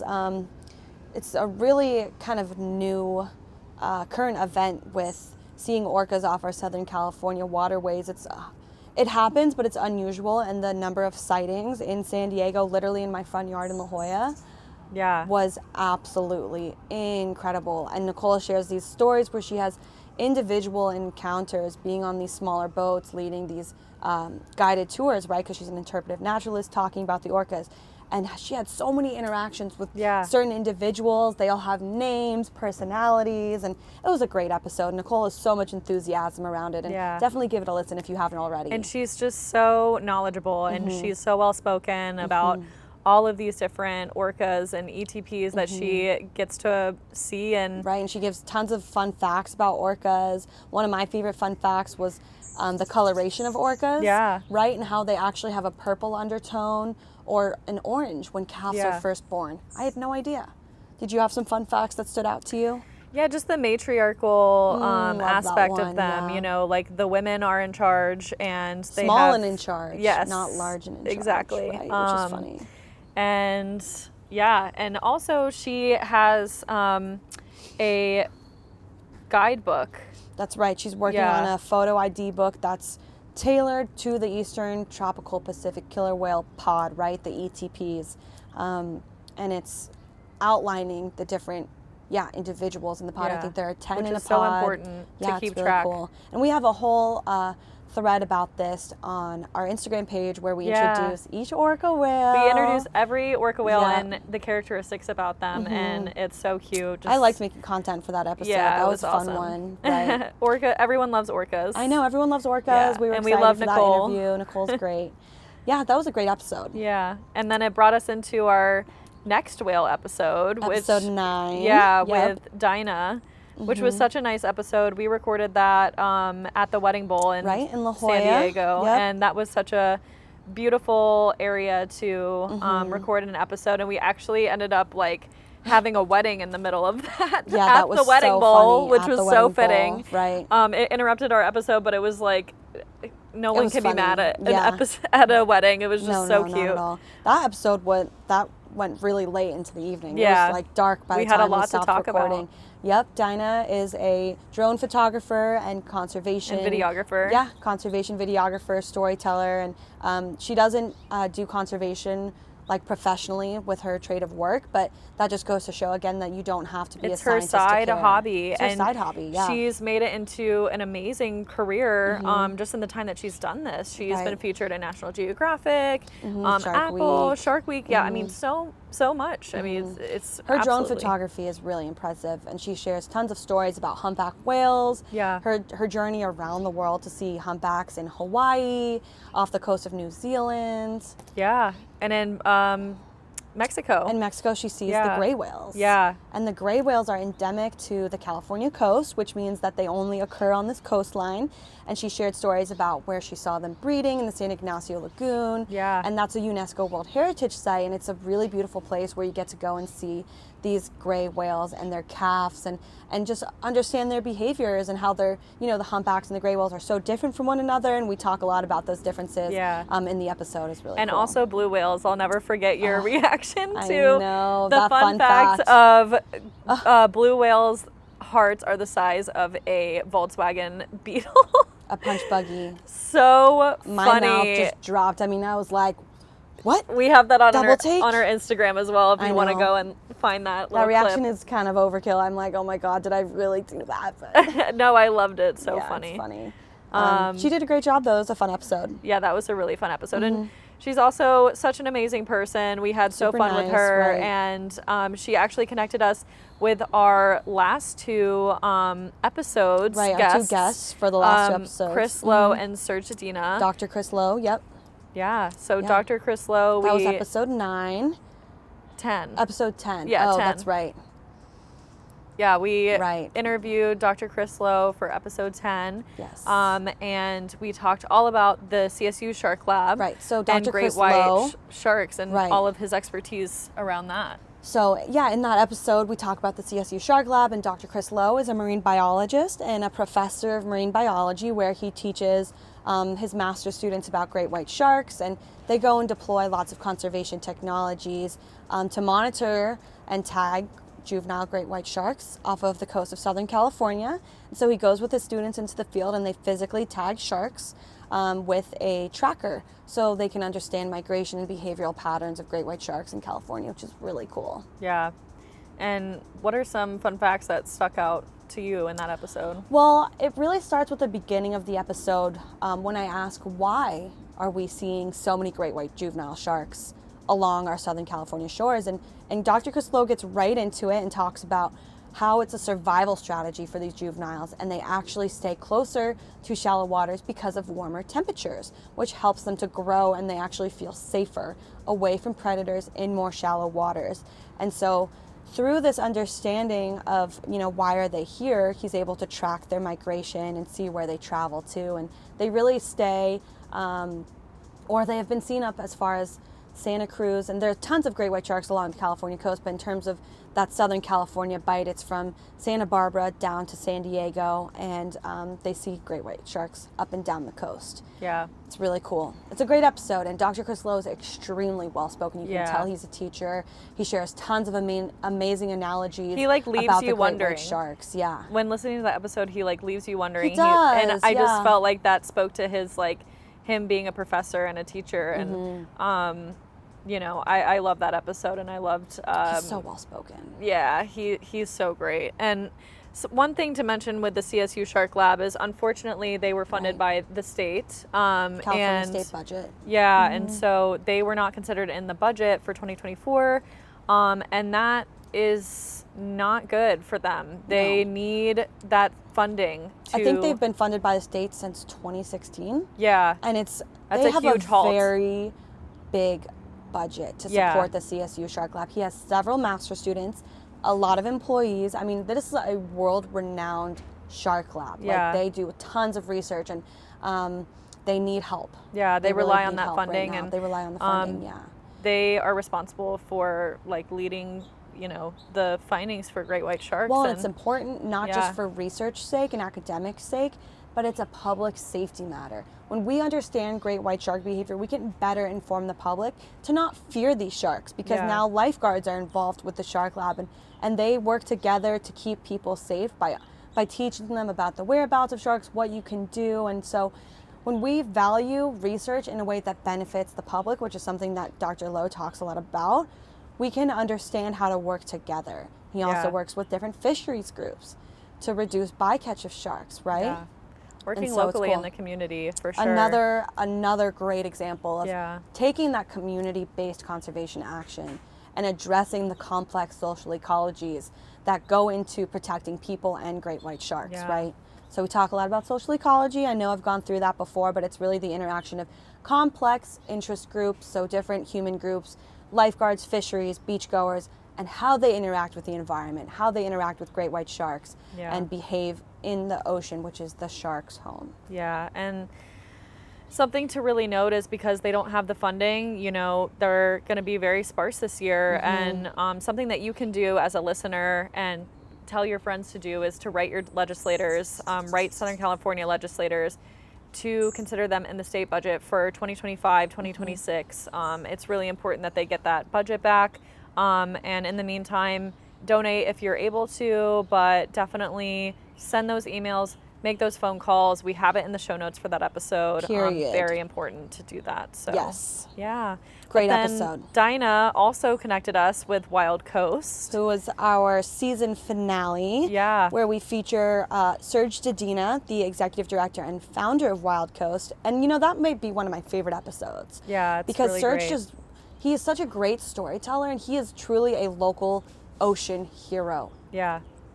Raised in Southern California, he shares stories about what it was like growing up in the 60s and 70s in LA, where... And just hearing that perspective, too, was really, really that's cool. what's jarring, to hear how the environment has actually changed for the better since he was a kid in the 60s and 70s. Dr. Lowe also said something similar, like the coastline and the waters and the air is actually cleaner in California and today than it was in the 70s. Yeah. And in and 60s Serge and 70s speaks about that. Right, because he was a kid growing up on the beach where there were oil tars all over the coast. And you see it a little bit in Santa Barbara now. Oh, and in San Diego. You still see tar on the beach. Oh, yeah? Yeah. Right, and it's just crazy. But it was hearing. apparently way worse. It was very common because Long Beach and Huntington Beach had all of these oil factories, because Southern California is a hub for extracting oil and natural gas. And he grew up seeing that and would go to the beach, right, and have to remove the tar with oil. Yeah. With an oil substance, which is not good for you either, to remove the tar. Yeah. And since then, we have cleaned up our act, right? In the 1970s, we see the passing of the Clean Water Act, the air quality, the Marine Mammal Protection Act in 1972, right? And so this is around the same time that Rachel Carson wrote Silent Spring, which basically banned DDT. And so we talk a lot about that. And Serge's perspective is just awesome. Yeah, and just all of his, if we always say boots on the ground work, he is boots on the ground. I mean, and he will stop at nothing to get his mission done, and again, get shit done. That was his whole thing. Yeah. If that was actually one of my favorite parts of the interview, is I asked him, what would you like to leave our listeners knowing if you have one last tidbit of advice? And the first thing he says, get shit done. Yeah. Immediately. And he just says put that. yourself in areas, situations around people that will better you. I mean, he talks about role models. He talks about his mentors and everything. in environmentalism and all of the work that he did in Mexico and is still doing. And and love that you his have to perspective. work with local communities, you have to work with government, you have to have this entrepreneurial energy around making Right. this shit happen and for the better. And so I am loving this moment right now. There's a huge bush tit flock coming through in your backyard, and they are just so cute. where? A moment to listen to the bush tits.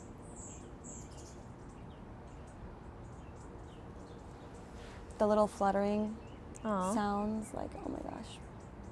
We love the birds, the backyard Yes. birds.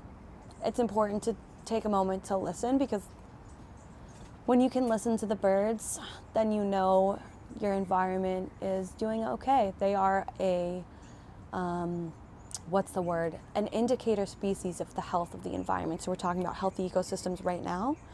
If you hear birds, then your environment is doing all right, for sure. Because if it's silent in nature, there's something wrong. Bird sounds are magic. They really are. Birds are magic. They Period. really are.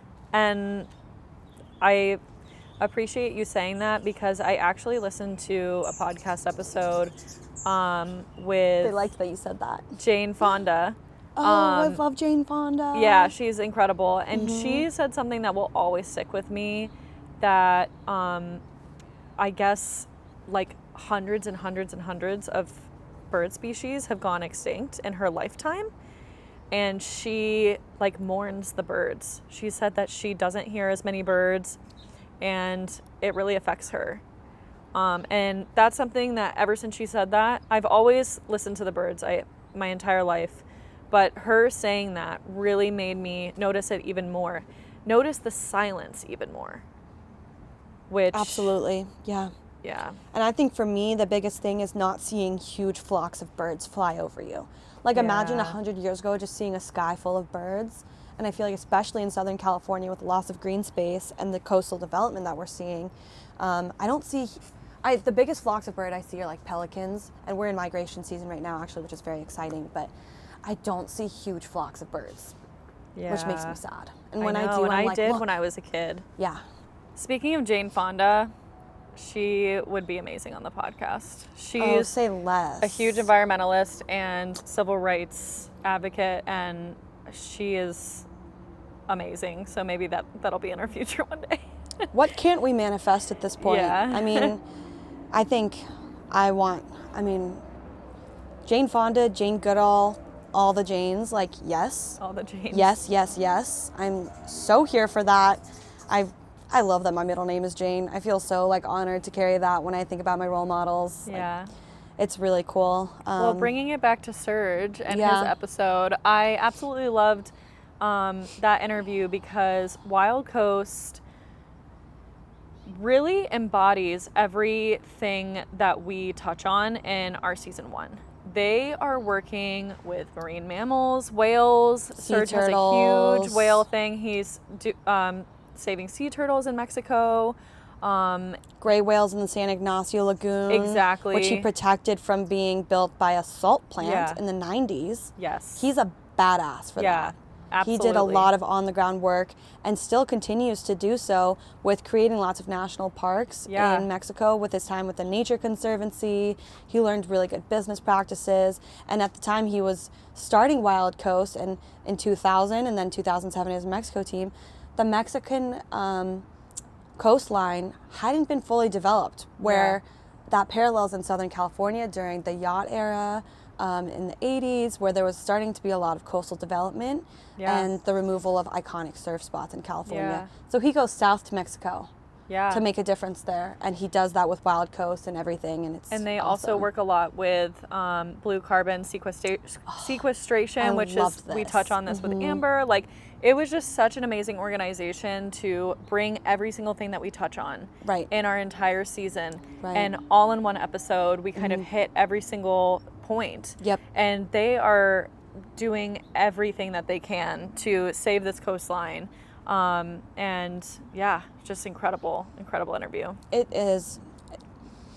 It's a really good interview, and yeah, you make a good point, just how he ties in every single element of the episode. Like, there couldn't have been a better season finale, because his story embodies the whole vision of Planet People, right? He is boots on the ground. He uses education-based solutions, blue carbon solutions, working with communities, indigenous groups, and he ties in just the importance of all of these different elements of social ecology, really, and how they can work together and how we can find a solution and take action, get shit done. Get shit done. And that was just such a good episode, and definitely give it a listen. Serge is such an inspiration. Yeah. And I love that he, takes that advocacy standpoint, with his experience being mayor of Imperial Beach and advocating for the border crisis, where we're seeing tons of water pollution because of waste coming from Mexico. Like, the beaches in Imperial and Coronado have been closed for 3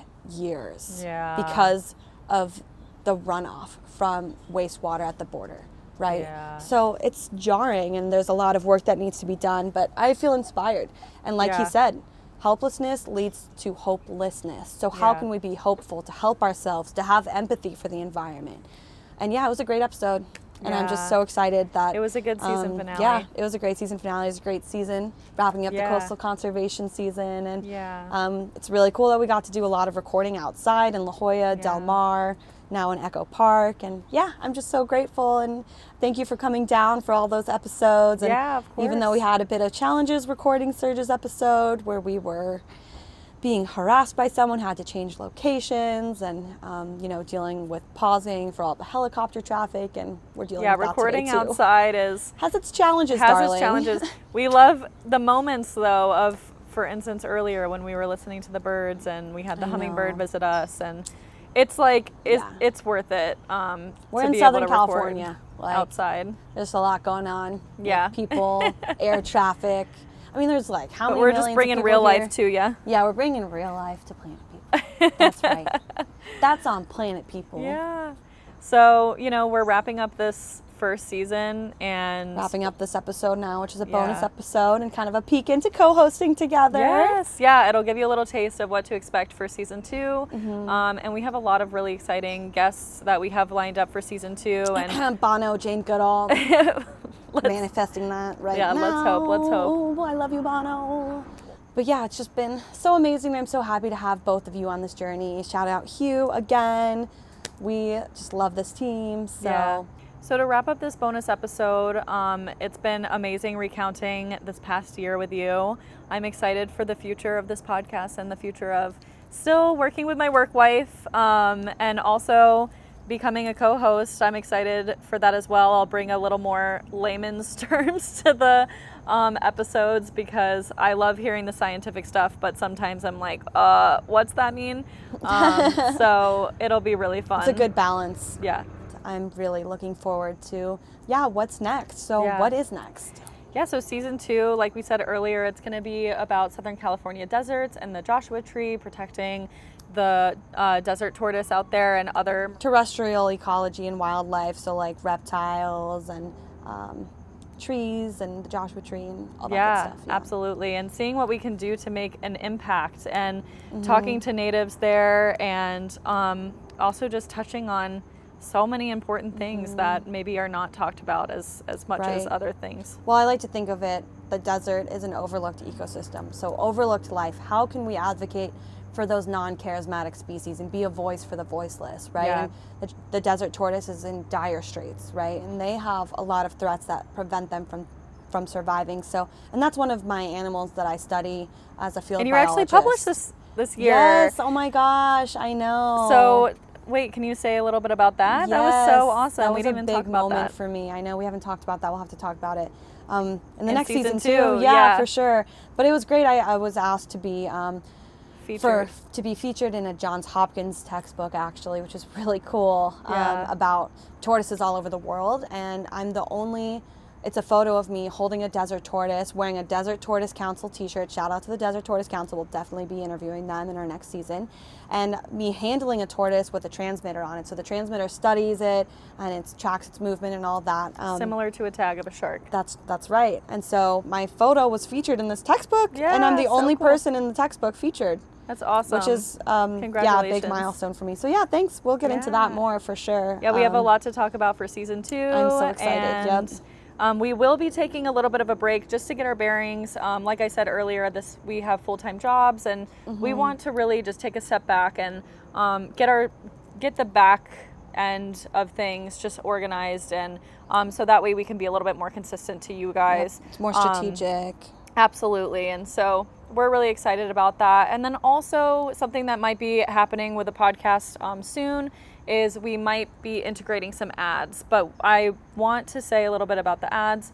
We want to make sure that we are advertising brands that are sustainable, like for the planet. And there's a lot of greenwashing out there. And so we're going to do our part, making sure that we're not going to be partnering with greenwash companies, and making sure that we are promoting brands that are for the planet and doing sustainable practices. And so, yeah, there's a few things to look forward to.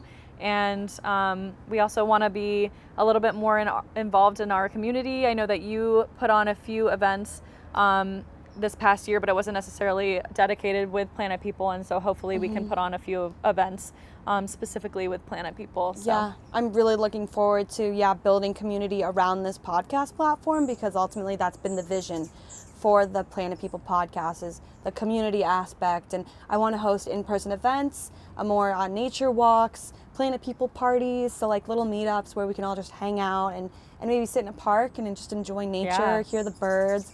And additionally, I would love to host retreats and get people in the desert, go out to Joshua Tree, do a whole little fun weekend where we learn about desert ecology and all the people out there who can maybe come as a guest and talk about all kinds of cool stuff related to the desert. So you can look forward to that, in addition to us being more involved with you all, our listeners. We want to hear feedback from you, and we'll leave a line of communication open for you to send us some inquiries. What did you like about this season? What do you want to hear more about?